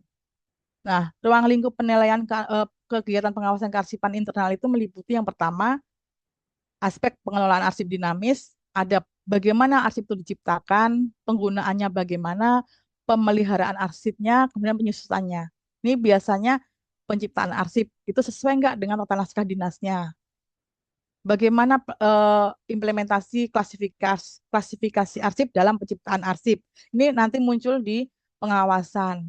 Kemudian ketika penciptaan arsip tersebut eh, menggunakan atau tidak menggunakan apa klasifikasi akses keamanan arsip misalnya. Kemudian ketika menggunakan arsip ada nggak itunya misalnya ada formulir peminjaman, ada out indikator gitu. Itu akan ditanyakan di situ teman-teman. Udah tahu ya out indikator itu apa gitu ya? Tahu ya? Sudah ya? Oke. Kemudian ketika pemeliharaan arsip JRA-nya itu juga penyusutan arsip JRA itu digunakan. Sudah tahu ya JRA ya atau apa? Ada 4 pilar arsip dinamis, sudah tahu semua ya? Sudah sudah tahu belum 4 pilar kearsipan dinamis? Itu biasanya akan ditanyakan ketika ada pengawasan kearsipan. Bagaimana tata naskah dinasnya, bagaimana klasifikasinya, apakah sudah ada di situ, apakah sudah dibentuk dengan eskalator, bagaimana JRA-nya, apakah sudah dapat persetujuan dari ANRI atau belum, kemudian eh, SKKAD-nya, sistem klasifikasi keamanan akses arsip. Nah, itu biasanya akan ditanyakan terus itu ketika ada pengawasan kearsipan. Nah, ketika eh, penilaian itu juga akan digunakan teman-teman. Ketika uji petik itu nanti akan digunakan di situ. Ketika penciptaan, penggunaan, biasanya pengawas itu akan minta sampling, sampling surat gitu ya. Kemudian penyusutan juga ada nggak ininya rekamannya, ada nggak itu apa bukti berita acaranya misalnya, fotonya gitu. Itu semua ada di sana. Dan itu akan jadi bahan penilaian pengawasan kearsipan. Yang pertama tadi sudah aspek pengelolaan arsip dinamis, karena ini internal, jadi lebih fokusnya ke arsip dinamis. Kemudian ada namanya aspek sumber daya kearsipan. Tadi saya sudah sebutkan di awal, ada sumber daya manusia, itu kualifikasi, juga kompetensinya, kemudian ada sarana prasarananya. Nah, ini juga jadi penilaian. Bagaimana ruangannya, bagaimana gedungnya, bagaimana penyimpanannya, apakah sudah ada misalnya roll opek misalnya, ataukah sudah ada arsiparisnya, apakah sudah ada raknya, apakah sudah punya box arsipnya, itu semua ada di sini. Itu termasuk salah satu penilaiannya. Nah, ini contoh evidence dalam audit pengawasan internal. Tadi saya sudah sedikit menyinggung ketika uji sampling teman-teman itu apa aja toh yang diminta gitu. Kadang eh, ketika uji sampling memang walaupun ini nggak letterlock seperti ini, tapi biasanya akan diminta contoh 5 sampai 10 surat dinas. Misal surat perintah seperti apa, surat dinas dan nota dinas seperti apa. Nah, itu. Kemudian pencatatan pencatatan naskah dinas keluar. Ada buku agendanya enggak? Ada buku ekspedisinya enggak? Kayak gitu. Bagaimana kalau misalnya naskahnya itu born digital gitu? Bagaimana dengan aplikasinya gitu? Nah, itu ada akan diminta sebagai evidence di situ. Nah, kemudian sarana pencatatan naskah dinas masuk ini juga diminta untuk penilaian. Kalau dia masih pakai buku agenda, maka diminta seperti apa buku agendanya gitu. Biasanya nanti ada uji samplingnya itu minta naskah dinas pakai apa? Saya minta surat ini misalnya ini sampai kemana gitu trackingnya untuk uji samplingnya. Nah, kalau kartu kendali saya pikir rata-rata saat ini sudah tidak digunakan ya teman-teman ya. Tapi tetap saya tulis biar tahu gitu kartu kendali itu apa. Kemudian ada agenda elektronik kalau misalnya dia menggunakan eh, aplikasi persuratan atau aplikasi arsip dinamis gitu. Nah, kemudian ditanya juga misalnya sarana peminjaman arsip inaktif. Tadi sudah saya singgung ketika diadakan penilaian uji samplingnya salah satunya adalah out indikator. Ini adalah formulir yang digunakan untuk mengganti ketika arsip tersebut dipinjam. Namanya out indikator. Nah, Kemudian ada juga namanya buku peminjaman arsip. Cocok nggak buku peminjaman arsipnya atau formulir peminjaman arsipnya dengan out indikatornya? Nah, itu contohnya seperti itu. Itu akan jadi salah satu uji petik ketika dilakukan penilaian arsip untuk di unit mengolah. Kemudian ada nggak dokumentasi penyusutan arsip? Kalau di unit pengolah itu kan berarti dari arsip aktif ke inaktif. Itu ada nggak dokumentasinya? Ada nggak penyelesaian arsip inaktifnya? Kemudian eh, punya daftar arsip inaktif yang dia akan dipindahkan. Nah, itu biasanya juga akan ditanyakan. Daftar arsip inaktif yang dipindahkan, kemudian berita acaranya, kemudian daftar berkas dan daftar isi berkas. Nah, itu juga akan ditanyakan ketika dilakukan evaluasi kearsipan. Nah, kemudian kalau di unit pengolah ditanyakan juga yang lainnya adalah data arsiparis dan pengelola arsip pada unit pengolah. Sertifikasi uji kom bagi arsiparis yang diangkat melalui in-passing. Kemudian SKP-nya dari arsiparis yang ada di unit pengolah tersebut. Sertifikat diklat teknis kearsipannya. Nah, ini untuk pengelola arsip itu juga akan ditanyakan oleh tim penilai atau tim pengawasnya. Kemudian ada sertifikat sosialisasi, BIMTEK, workshop kearsipan bagi arsiparis dan pengelola arsip. Ini juga akan ditanyakan. Jadi banyak sekali teman-teman aspek yang perlu disiapkan ketika kita akan melakukan pengawasan internal. Ini yang baru internal. Baru internal udah seperti ini gitu ya. Nanti yang eksternal lebih banyak lagi. Kemudian prasarana sarana kearsipannya, ada nggak foldernya ketika teman-teman menyimpan arsip itu dinamis, berarti kan dia pakainya eh, pakai filing kabinet ya. Ada nggak foldernya? Ada nggak guide-nya? Indeksnya? Kemudian uji sampling tentang tunjuk silang. Ada nggak tunjuk silang di pengelolaan arsip dinamisnya itu? Nah, seperti ini teman-teman. Jadi ini eh, contoh-contoh eh, apa ya namanya evidence atau bukti atau ketika uji petik gitu yang perlu disiapkan gitu ketika ada pengawasan internal di unit mengolah. Nah, kalau di unit mengolah tadi kan berarti kan kalau di perguruan tinggi dia dilakukan di bagian atau di prodi gitu ya. Itu kalau unit pengolah atau di jurusan itu namanya unit pengolah. Nah, ini kalau pengawasan internal yang dilakukan di unit kearsipan atau tata usahanya. Sama sebenarnya sama yang di unit pengolah. Yang ditanyakan yang pertama mesti ditanyakan buku agenda sama kartu kendali atau agenda elektronik. Ini atau ya, buku agenda atau kartu kendali atau agenda elektronik. Nah, kemudian sarana distribusiannya juga. Ini yang ditanyakan juga sama. Buku ekspedisinya seperti apa, kemudian agenda surat keluar elektroniknya seperti apa, pemberkasan elektroniknya seperti apa gitu. Kalau dia pakai aplikasi persuratan. Kemudian SOP-nya, SOP prosedur NSPK-nya, penggunaan arsip seperti apa, itu pasti akan ditanyakan di unit kearsipan. Kemudian untuk sarana peminjaman, ini namanya out indikator, ini juga pasti akan ditanyakan teman-teman. Jadi eh, mau nggak mau, suka nggak suka, ketika kita mau dilakukan pengawasan itu kita harus sudah siap semuanya. Jadi yang tadinya kalau orang minjam tuh udah deh pinjam aja nggak apa-apa teman sendiri ini. Ternyata enggak. Ketika ada pengawasan itu kita harus sudah menyiapkan out indikator. Jadi eh, kalau sudah terbiasa ada out indikator, ada formulir peminjaman, ketika ada pemeriksaan, ada pengawasan tuh kita sudah tinggal nyiapin aja, nggak perlu mengadakan tanda kutip gitu ya. Jadi akhirnya terbiasa rapi, terbiasa sesuai aturan.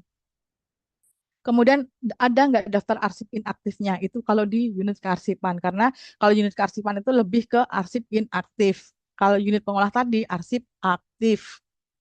Kemudian ada nggak daftar informasi tematik? Contohnya kemarin ketika kita mungkin beberapa tahun silam ya, ada COVID, Corona. Nah, itu termasuk daftar arsip terkait COVID di instansi itu ada nggak? Nah, itu tematiknya seperti itu, contohnya seperti itu. Kemudian kalau yang di unit kearsipan ada nggak dokumentasi kegiatan penyusutan, pemusnahannya dan penyerahan arsipnya. Pemusnahan arsip itu terdiri dari ada SK, itu harus ada SK penilai panitia penilai arsip, kemudian daftar arsip usul musnah, ada notulen rapat tim penilai arsip, ada surat pertimbangan dari tim penilai arsip, kemudian ada surat persetujuannya dari unit penciptanya, kemudian ada surat penetapan dari kepala OPD kalau di perguruan tinggi ada surat penetapan dari rektor, kemudian ada berita acara pemusnahan arsip dan harus ada daftar arsip yang dimusnahkan. Ini aspek-aspek yang ditanyakan ketika pengawasan terkait pemusnahan arsip. Itu ada 8 tadi itu. Kemudian kalau di unit kearsipan yang ditanyakan juga tentang penyerahan arsip itu juga ada bagaimana SK-nya, apakah ada atau tidak, kemudian daftar usul serahnya ada atau tidak, arsip serah ya, arsip yang diserahkan berarti dia inaktif, diserahkan dia menjadi arsip statis, kemudian ada notulen rapat tim penilai arsip, kemudian ada surat pertimbangan dari tim penilai arsipnya, ada surat pemberitahuan bahwa arsipnya itu yang diserahkan itu otentik, terpercaya, utuh, dan dapat digunakan. Kemudian ada persetujuan dari kalau di perguruan tinggi rektor, kemudian ada surat keputusannya, surat persetujuan itu dari lembaga kearsipannya, kemudian ada surat keputusan dari rektor, ada berita acaranya, ada daftar arsipnya. Ini ada 9 aspek kalau melakukan penyerahan arsip di unit kearsipan. Yang ini akan ditanyakan ketika ada pengawasan kalau evaluasi gitu. Akan ditanyakan mana SK-nya, ada daftar usul musnahnya enggak, ada fotonya enggak ketika rapat, ada notulennya enggak, kayak gitu. Ketika menyerahkan ada videonya mungkin, nah itu juga termasuk ditanyakan sama tim pengawas. Nah, kemudian yang terakhir adalah data arsiparis dan pengolah arsip. Ini sama kayak tadi itu, sama dengan yang dari unit pengolah. Nah, setelah dilakukan pengawasan internal, itu harus ada verifikasi hasil pengawasan. Nah, untuk memvalidasi hasil pengawasan kearsipan itu dilakukan oleh tim pengawas, itu perlu dilakukan verifikasi. Nah, penilaian terhadap hasil pengawasan kearsipan internal harus melalui verifikasi sebelum penetapan hasil pengawasan dilakukan. Nah, biasanya yang melakukan ini kalau perguruan tinggi, verifikasinya oleh ANRI.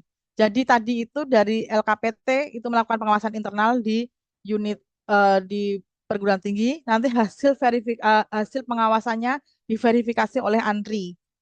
Pemerintah daerah melakukan pengawasan internal ke OPD-OPD, hasil verifikasinya nanti ditetapkan oleh juga dari ANRI. Itu ya. Kemudian kalau lembaga tinggi negara juga dari ANRI yang melakukan verifikasi hasil pengawasan internal. Nah, kalau LKD provinsi ini juga melakukan verifikasi terhadap pengawasan internal yang dilakukan oleh lembaga kearsipan daerah, kabupaten atau kota. Gitu. Ya, bisa dipahami ya teman-teman ya. Kalau perguruan tinggi itu pasti yang melakukan verifikasi dari ANRI. Gitu ya. Nah, prosedurnya ini yang pertama menetapkan atau penugasan tim verifikator, kemudian penyusunan jadwal verifikasi, pelaksanaan verifikasi. Jadi pengawasannya dilakukan oleh internal dari LKPT ke fakultas, ke unit pengolah di perguruan tinggi, tapi verifikasinya yang melakukan adalah dari ANRI. Prosedurnya ini ada penetapan penugasan tim verifikator, penyusunan jadwal verifikasinya, kemudian ada pelaksanaan verifikasi. Nah, penetapan penugasan tim verifikator dari ANRI ini juga dia ditetapkan melalui surat perintah yang ditandatangani oleh pimpinan yang memiliki tugas dan fungsi pengawasan kearsipan, ini berarti dari ANRI. Jadi yang surat perintahnya dari ANRI, kemudian tim verifikator dari provinsi ditetapkan melalui SK ditandatangani oleh Kepala LKD, Lembaga Kearsipan Daerah, kemudian tim verifikator LKD Kabupaten Kota ditetapkan melalui SK atau print yang ditandatangani oleh Kepala LKD. Itu ya. Kalau dari eh, apa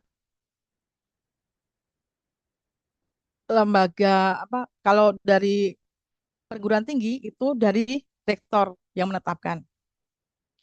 Nah, ini prosedurnya ini kira-kira kalau eh, apa saya paparin gini pusing nggak kira-kira?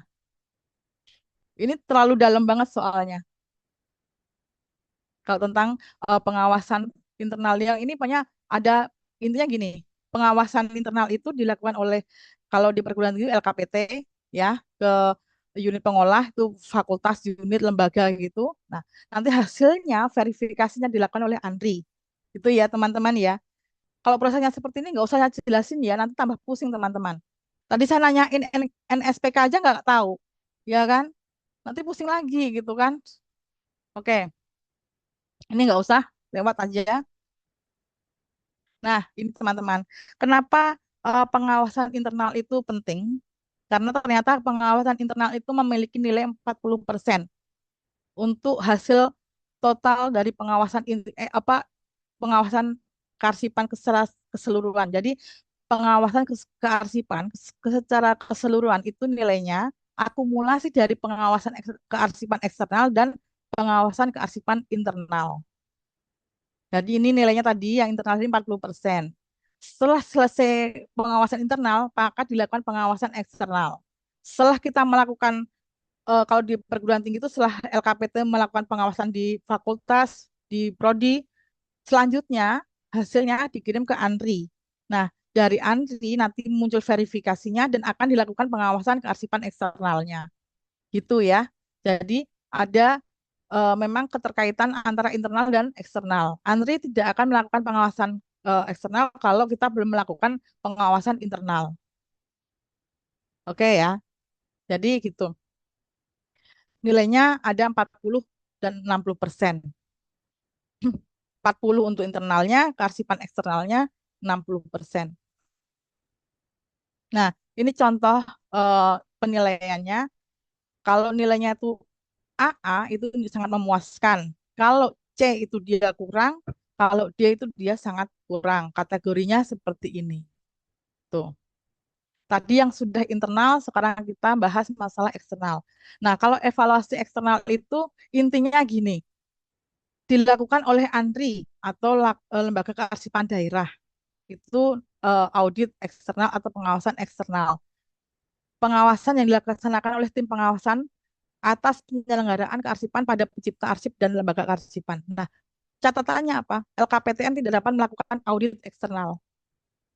Ya, jadi kalau eksternal itu yang lakuin oleh ANRI atau lembaga kearsipan daerah. Lembaga kearsipan daerah contohnya tuh kayak Badan Arsip Perpustakaan dan Daerah. Nah, itu contohnya LKD. LKPTN itu tidak bisa melakukan audit internal. Yang bisa cuma ANRI dan LKD. LKD bisa melakukan audit eksternal ke BUMD. Kalau LKPTN itu tidak bisa. Itu hanya LKPT hanya bisa melakukan audit internal. Gitu ya teman-teman. Nah ini contoh kerangka instrumen pengawasan kearsipan eksternal. Contohnya ini tadi sama dengan yang internal tadi, tapi ini yang nanyain dari ANRI. Kalau tadi itu kan yang nanyain dari kita sendiri ya, tim pengawas internalnya. Kalau yang ini dari ANRI gitu.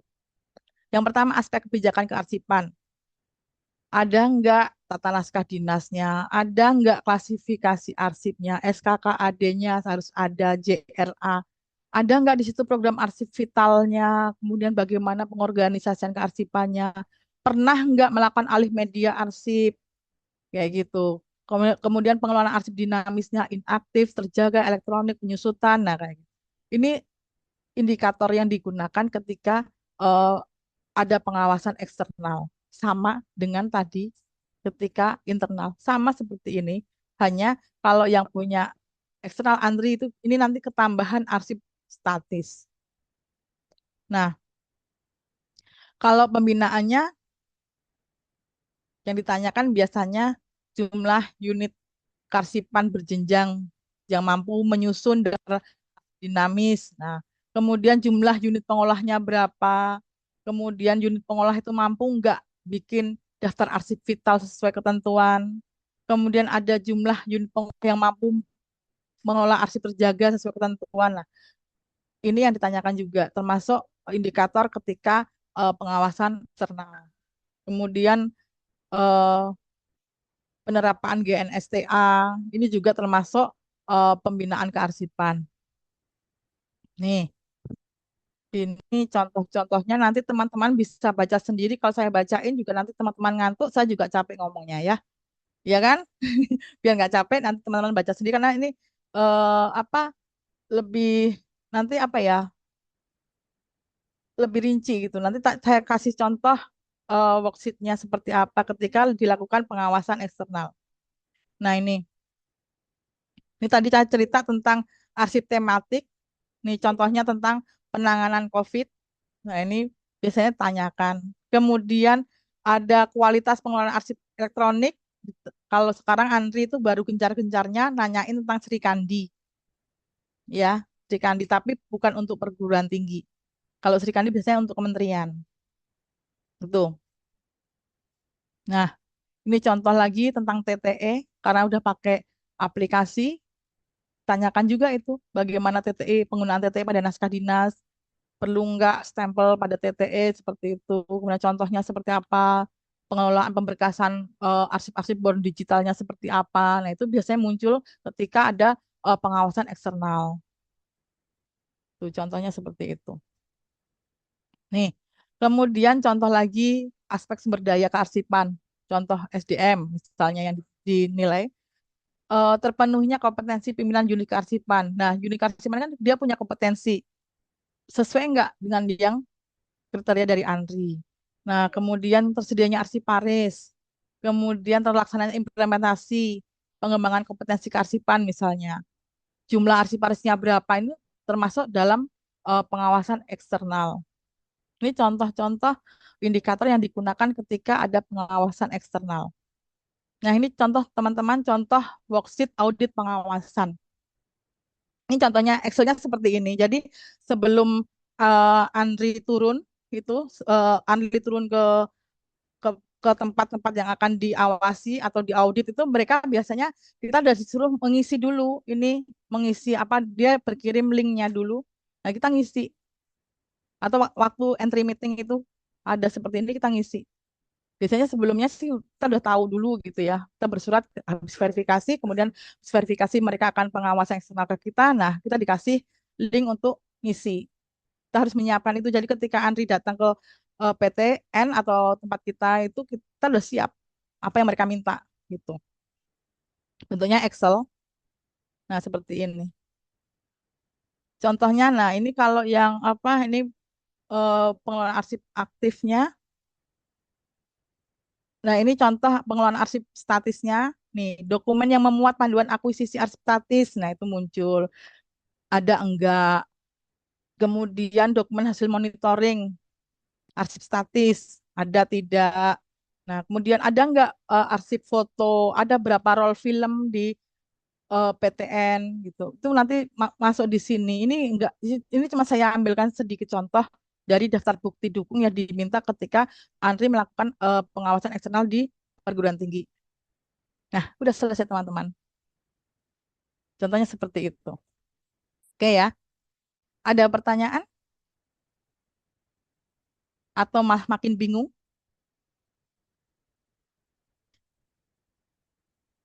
Sedikit ini ya, sedikit eh kemarin saya sempat ini apa antara pengawasan dan akreditasi. Saat ini kan baru baru ini ya, baru baru rame-rame dibahas akreditasi. Bedanya apa sih pengawasan kearsipan sama akreditasi gitu? Ternyata kalau pengawasan itu kan bisa kita lakukan ada internal, eksternal. Yang melakukan bisa ANRI, bisa LKD, bisa LKPTN. Tapi kalau akreditasi itu hanya boleh dilakukan oleh ANRI. Kemudian kalau pengawasan tadi indikator penilaiannya itu ada AA, ada sampai C ya, sampai D, sampai cukup gitu. Nah tadi ya, sebentar. Kalau yang untuk, nah ini kategori penilaian pengawasan kearsipan dari sangat memuaskan sampai sangat kurang itu kalau pengawasan. Tapi kalau akreditasi itu dia bukan seperti ini teman-teman. Jadi bintang 1, bintang 2, bintang 3, bintang 4. Bintang 1, bintang 4 itu sangat memuaskan. Dia eh, dia punya masa untuk akreditasinya itu punya waktu periode 6 tahun gitu. Kalau pengawasan kan setiap tahun ya, setiap tahun ada pengawasan atau mungkin 2 tahun, tapi biasanya setiap tahun itu ada pengawasan. Tapi kalau akreditasi itu tidak. Akreditasi itu dilakukan sesuai nilainya. Kalau dia itu nilainya sangat memuaskan, itu nanti dia punya kurun waktu 6 tahun. Baru nanti ada akreditasi ulang. Kalau dia baik, sangat baik, atau bintang 3, itu dia umurnya 5 tahun. baru nanti ada akreditasi ulang gitu. Itu ya kalau pengawasan sama akreditasi. Kalau akreditasi lebih ke mutu dan kelayakan. Jadi sesuai nggak dengan mutu yang dilakukan apa.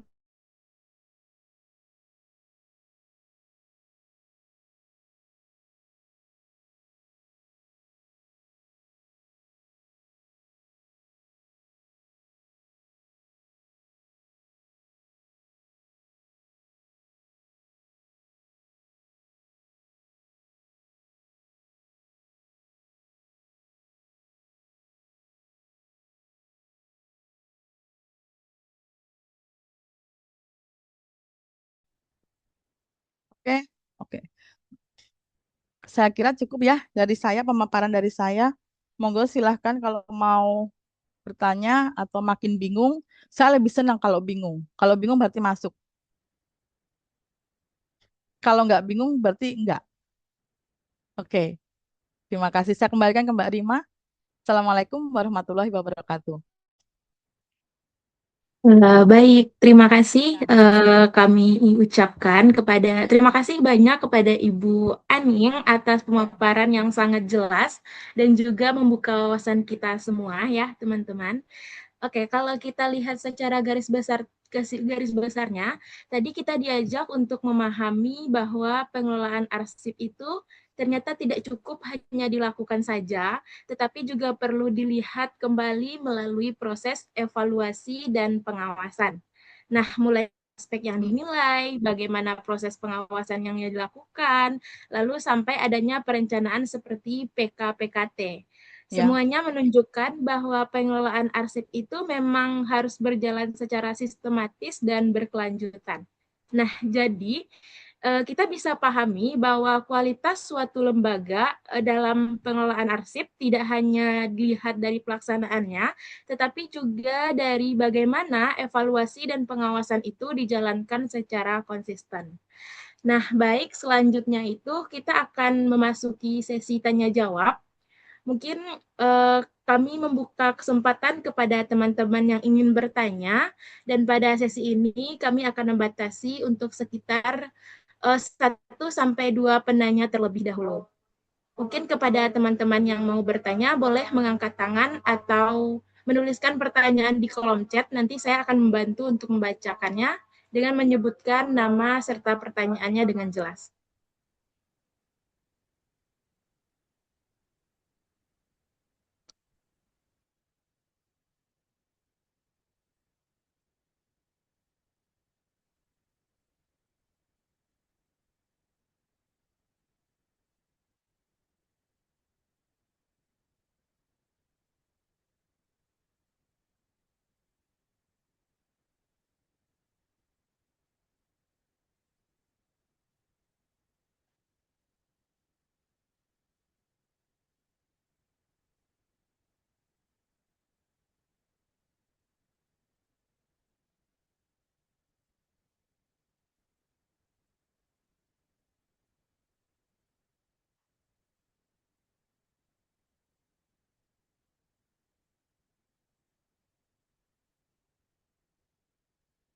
Mungkin sambil menunggu pertanyaan dari teman-teman, izinkan saya mengajukan satu pertanyaan terlebih dahulu, Ibu.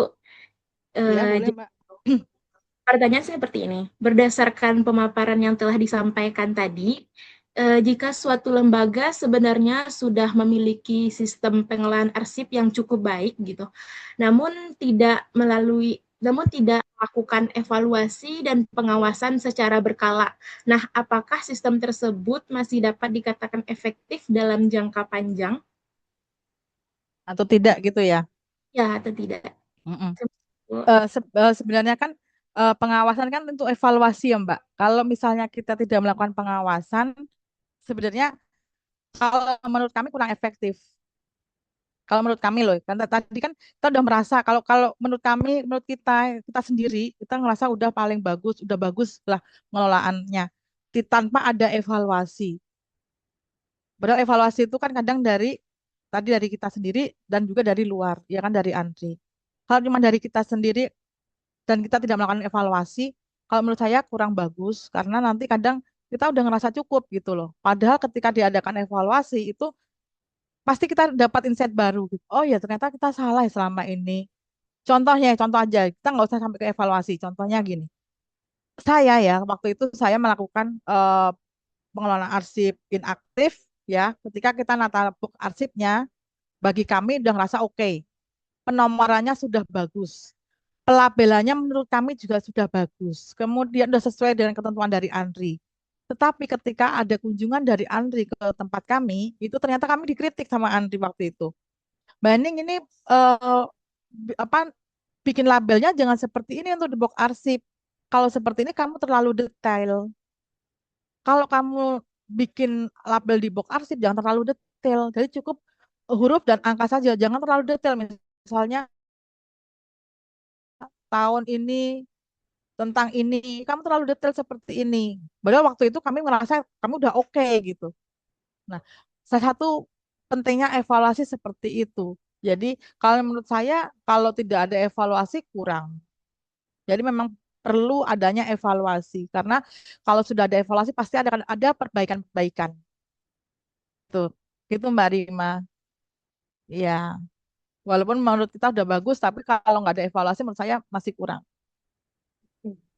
Oke, baik Ibu, terima kasih Ya, atas jawabannya. ya, Selanjutnya ada pertanyaan di kolom chat. Saya izin membacakannya, Ibu. oke, Pertanyaan pertama dari Siti Fatimah Natisah. Pertanyaannya, oke, apa saja rintangan dan hambatan yang dihadapi Ibu selaku arsiparis di lingkup PT KIN? oke. Ini jawab dulu ya Mbak ya. Ya, boleh Iya. dijawab dulu, Oke, Ibu. kalau hambatan, hambatan yang paling utama itu adalah eh, apa ya persepsi ya, persepsi pimpinan. Jadi hampir semuanya di tempat kami itu namanya nggak cuma di tempat di UIN, saya rasa hampir semuanya di tempat manapun namanya arsip masih dipandang sebelah mata gitu. Jadi pengelolaannya juga dianggap belum penting.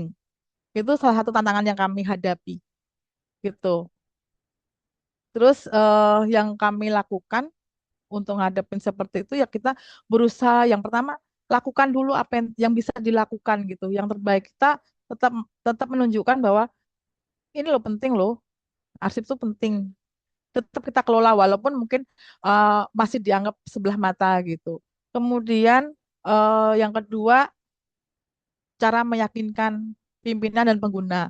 Contohnya ketika kita melakukan misalnya perubahan dari arsip konvensional ke elektronik, nah itu juga ada rintangannya. Cara meyakinkan itu juga jadi tantangan bagi kami.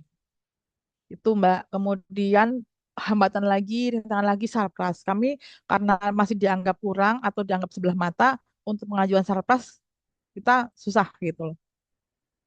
Ya susah-susah gampang. Ada yang susah tapi ada juga yang mudah gitu. Tapi ketika misalnya contoh kita butuh butuh roll open yang besar misalnya gitu itu kita butuh nggak setahun langsung dikasih nggak kadang butuh 2 tahun 3 tahun baru dikasih butuh ruangan gitu kita butuh effort yang lebih nggak sekali minta langsung dikasih nggak saya waktu itu beberapa tahun untuk bisa dapat ruangan contohnya seperti itu Mbak rintangannya itu sih. Heeh. Terus apalagi. Baik, untuk pertanyaan Mm-mm. kedua nih, Bu. Jika Nggih. bobot penilaian internal dan eksternal di bawah Mm, minimal indikator penilaian, contoh yang terburuknya, maka mm-mm. apa dampak jangka panjang bagi instansi kearsipannya? Dampak jangka panjangnya. Jadi kalau kalau pengawasan kearsipan tuh biasanya ini, kalau saya cerita ya, boleh ya. Jadi kadang setiap tahun itu ada acara dari Andri itu tentang pengawasan kearsipan. Nah, itu diumumin teman-teman. Jadi diumumin yang dapat nilai AA siapa aja gitu. Dapat nilai B siapa aja. Jangka pendeknya kita malu kalau nilainya jelek. Karena dibaca se-Indonesia Raya. Dan itu jadi bahan berita gitu loh. Kan malu dong misalnya masa UIN Jakarta udah sekeren itu nilainya C misalnya gitu ya kan. Pasti ada efek malu itu pasti ada. Tadi makanya saya bilang pengawasan kearsipan itu bisa jadi trigger untuk pengelolaan arsip yang lebih baik. Jadi kadang kalau udah dapat nilainya jelek, misalnya C atau D, ya kan, jangka pendeknya kita malu. Kemudian untuk jangka panjangnya pasti kita ingin dapat nilai bagus. Akhirnya apa? Kita mau mengelola arsip lebih baik lagi. Gitu. Karena tahun depan pasti ada pengawasan lagi. Masa iya sekarang dapat C, besok tahun depan dapat D lebih buruk? Ya kan, jangan pasti nggak mau dong. Ya kan, kalau saat ini dapat C ya besok tahun depan pengennya dapat B atau A gitu. Itu contoh yang kemarin dari Kementerian Agama juga gitu. Dulu dapatnya dia dia pace gitu. Sekarang udah bagus dia Kementerian Agama. Itu yang kemarin dipakai uji sampling juga dari perguruan tinggi sebagai bagian dari Kementerian Agama gitu. Itu ya Mbak ya. Jadi kalau jangka pendeknya apa? Kalau untuk yang pengawasan, kalau kalau jangka pendek dia malu, kalau jangka panjang kalau dampak jangka panjang bagi instansi kearsipannya, kalau dia nilainya jelek kan berarti pengelolaannya jelek. Iya kan? Jangka panjangnya ya dia makin buruk lah ininya. Kecuali dia mau monitoring, dia mau memperbaiki dari hasil pengawasan. Kalau dia nggak ada perbaikan, dia ya akan makin terpuruk gitu. Kalau kalau dia mau monitoring, kemudian mau memperbaiki diri, tahun berikutnya ada pengawasan lagi, dia pasti nilainya baik. Kalau nilai baik, yang dapat nama baik juga instansi, ya kan? Ya kan, berarti dia pengelolaannya bagus begini-begini akan lagi lebih termotivasi teman-teman di instansi itu pasti akan termotivasi untuk mengelola lebih baik lagi. Itu kalau bedanya dengan akreditasi gini Mbak, kalau misalnya pengawasan itu sebenarnya nggak ada dampaknya buruk itu nggak ada, jadi cuma ke kita aja, jadi kita jadi lebih malu gitu ya, misalnya kok dapat nilainya jelek, jangka panjang tidak ada perbaikan makin malu lagi gitu. Itu kalau pengawasan. Kalau akreditasi nanti nggak muncul sertifikasi akreditasinya, sertifikat akreditasinya nggak keluar kalau nggak memperbaiki. Bedanya itu sih kalau pengawasan sama akreditasi. Kalau akreditasi dia pasti ada imbasnya. Tapi kalau pengawasan nggak, ya paling malu aja gitu. Jadi buruk kan, iya kan, gitu. Oke, ada lagi? Oke, sudah Ya, cukup Ibu untuk oke, pertanyaannya. ya, Terima kasih. Semoga jawaban tersebut juga dapat memberikan gambaran bagi kita untuk kita semua. Baik, karena keterbatasan waktu, sesi tanya jawab kita cukupkan. Terima kasih kepada teman-teman yang sudah antusias untuk bertanya. Kami juga mengucapkan terima kasih kepada Ibu Aning atas ya, ilmu dan pengalaman yang telah diberikan kepada kita semua.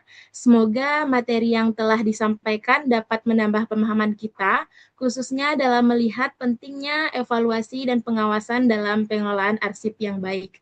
Saya sebagai moderator, mohon maaf apabila terdapat kekurangan dalam memandu jalannya diskusi.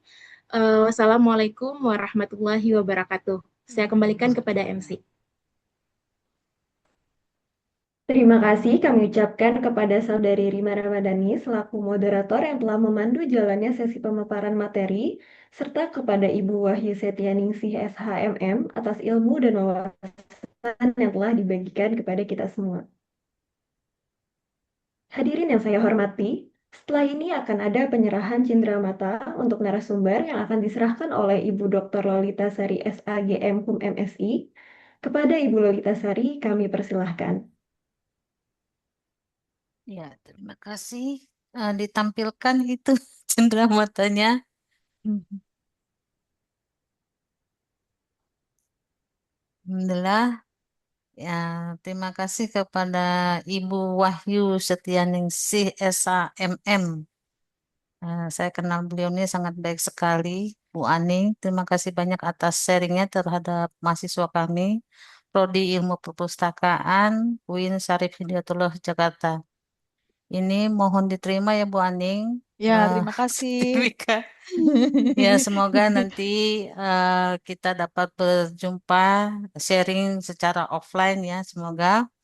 Dan ini salam dari Ibu Kaprodi kita, Siti Siti Mariam. Beliau kebetulan ada kesibukan. Mungkin itu terima kasih banyak. Semoga ilmu yang Ibu Aning berikan kepada mahasiswa kami insya Allah sangat bermanfaat, sangat detail sekali terkait tentang pengawasan. Terima kasih, terima kasih. Eh, Mungkin itu. Oke, terima kasih Bu Lolita ya. Ya, mohon Semoga, diterima mohon Bu. maaf, iya, aku tak terima Bu Lolita. Oke, baik, terima kasih Bu Lolita. Mohon maaf kalau dalam penyampaian ada kekurangan ya, mohon dimaafkan. Ya, terima Sama-sama Bu kasih. Aning. Oh ya Ya, Bu Aning, ini ada iya, Pak Yogi. Kami ini iya. berdua Bu Aning. Jadi Oh gitu ya. dalam mata Heeh, kuliah manajemen lembaga arsip heeh. kami berdua. Pak Yogi ini Bu Aning, beliau adalah arsiparis sekaligus kepala unit kearsipan UIN Sunan Kalijaga. Iya, Iya, selamat heeh. selamat sore Bu. Iya, selamat sore Pak Yogi. Salam kenal Pak Yogi. Yo, sama kenal Iya, juga. iya,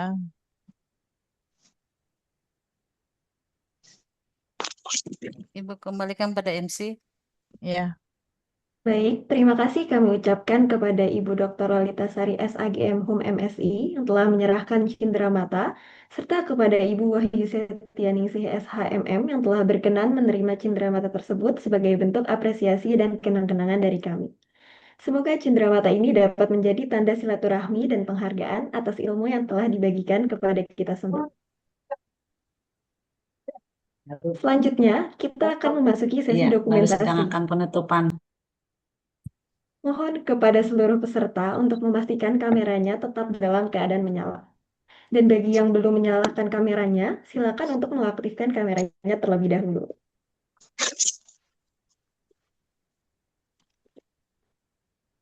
Nanti ada yang SS ya, screenshot ya. Ya, Ibu.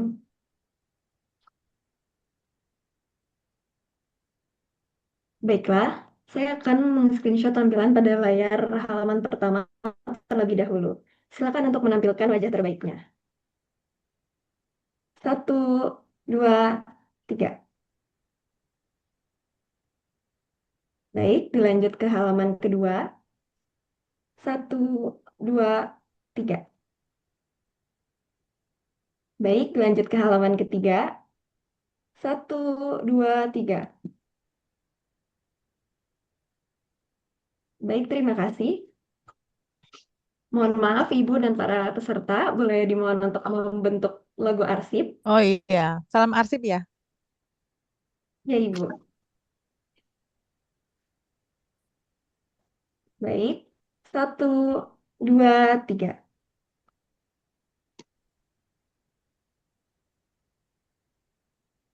Baik, terima kasih. Dokumentasi telah selesai. Terima kasih atas kerjasamanya.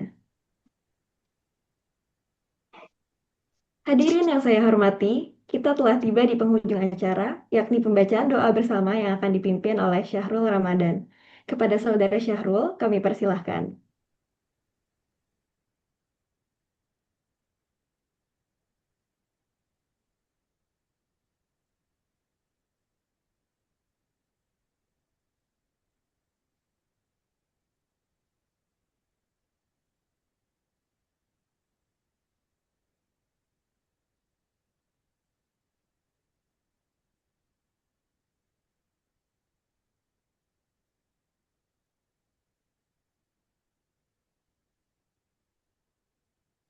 Mohon maaf, terdapat sedikit kesalahan. Hadirin yang saya hormati, kita telah tiba di penghujung acara, yakni pembacaan doa bersama yang akan dipimpin oleh Iksan. Kepada Saudara Iksan, kami persilahkan. Oke, sudah terdengar suara saya. Bapak dan Ibu dan rekan-rekan mahasiswa yang saya hormati, sebelum kita mengakhiri rangkaian acara seminar pada siang menuju sore pada hari ini, marilah sejenak kita merendahkan hati seraya bermunajat pada Allah Subhanahu wa taala agar ilmu yang kita dapatkan hari ini menjadi berkah dan bermanfaat bagi kita semua. Astagfirullahalazim, astagfirullahalazim, astagfirullahalazim. A'udzubillahi minasyaitonir rajim. Bismillahirrahmanirrahim. Alhamdulillahirabbil alamin. Hamdan syakirin, hamdan na'imin, hamdan yuwafi ni'amahu wa yukafi mazidah. Ya Rabbana lakal hamdu kama yanbaghi li jalali wajhikal karim wa 'azimi sultanik. Allahumma shalli ala sayyidina Muhammad wa ala ali sayyidina Muhammad. Allahumma inna nas'aluka ilman nafi'an wa rizqan tayyiban wa amalan mutaqabbalan. Allahumma inna nas'aluka salamatan fid din wa afiyatan fil jasad wa ziyadatan fil ilmi wa barakatan fil rizqi wa taubatan qabla al maut wa rahmatan indal maut wa maghfiratan ba'dal maut. Allahumma al maut wan najata minan nar wal afwa indal hisab. Allahumma arinal haqqa haqqa warzuqna ittiba'ah wa arinal batila batila warzuqna ijtinabah. Allahumma inna a'udzubika minal hammi wal hazan wa a'udzubika minal ajzi wal kasal. Allahumma la sahla illa ma ja'altahu sahla wa anta taj'al hazna idza syi'ta sahla. Rabbana hab lana min azwajina wa dhurriyyatina qurrata a'yun waj'alna lil muttaqina imama. Rabbana atina min ladunka rahmah wa hayyi lana min amrina rasyada. Rabbana zalamna anfusana wa illam taghfir lana wa tarhamna lanakunanna minal khasirin. Rabbana atina fid dunya hasanah wa fil akhirati hasanah wa qina adzabannar. Walhamdulillahi rabbil alamin. Assalamualaikum warahmatullahi wabarakatuh. Tuh. Makasih Mbak Loli. Izin live ya. Warahmatullahi wabarakatuh. Baik, Ibu. Terima kasih Ya, Ibu terima kasih Wahyu. Bu Ya, Terima kasih. terima kasih. Maning. Semoga Salam buat ada, teman-teman di Terima kasih, Jogja, Ibu. Ibu. ya, Ya, semoga dapat ke Win Jakarta kita sharing bareng secara offline. boleh Ibu Loli. Ya. Bu Loli juga ya Kak, kapan ke Jogja? Insya Allah Bu. Ya, izin live ya. Ya, Ya, Assalamualaikum monggo. warahmatullahi wabarakatuh. Waalaikumsalam. Waalaikumsalam Assalamualaikum warahmatullahi Terima kasih warahmatullahi Bu wabarakatuh. wabarakatuh. Aning. Assalamualaikum warahmatullahi wabarakatuh. Ya. Terima kasih, Ibu. Terima kasih kepada Saudara Ihsan yang telah memimpin sesi doa bersama. Alhamdulillah, semua rangkaian acara telah terlaksana dengan baik. Semoga acara kuliah dosen tamu ini memberikan manfaat dan kesan yang baik bagi kita semua. Terima kasih kepada para tamu undangan dan peserta yang telah hadir sampai penghujung acara dan turut mensukseskan acara ini. Saya selaku MC mohon maaf apabila terdapat kekurangan selama memandu acara. Sampai berjumpa di lain kesempatan. Akhir kata, wassalamualaikum warahmatullahi wabarakatuh. Selamat sore dan terima kasih. Waalaikumsalam warahmatullahi wabarakatuh. Terima kasih Rima. Terima kasih semua para Terima mahasiswa, kasih kembali, Desti. Ibu.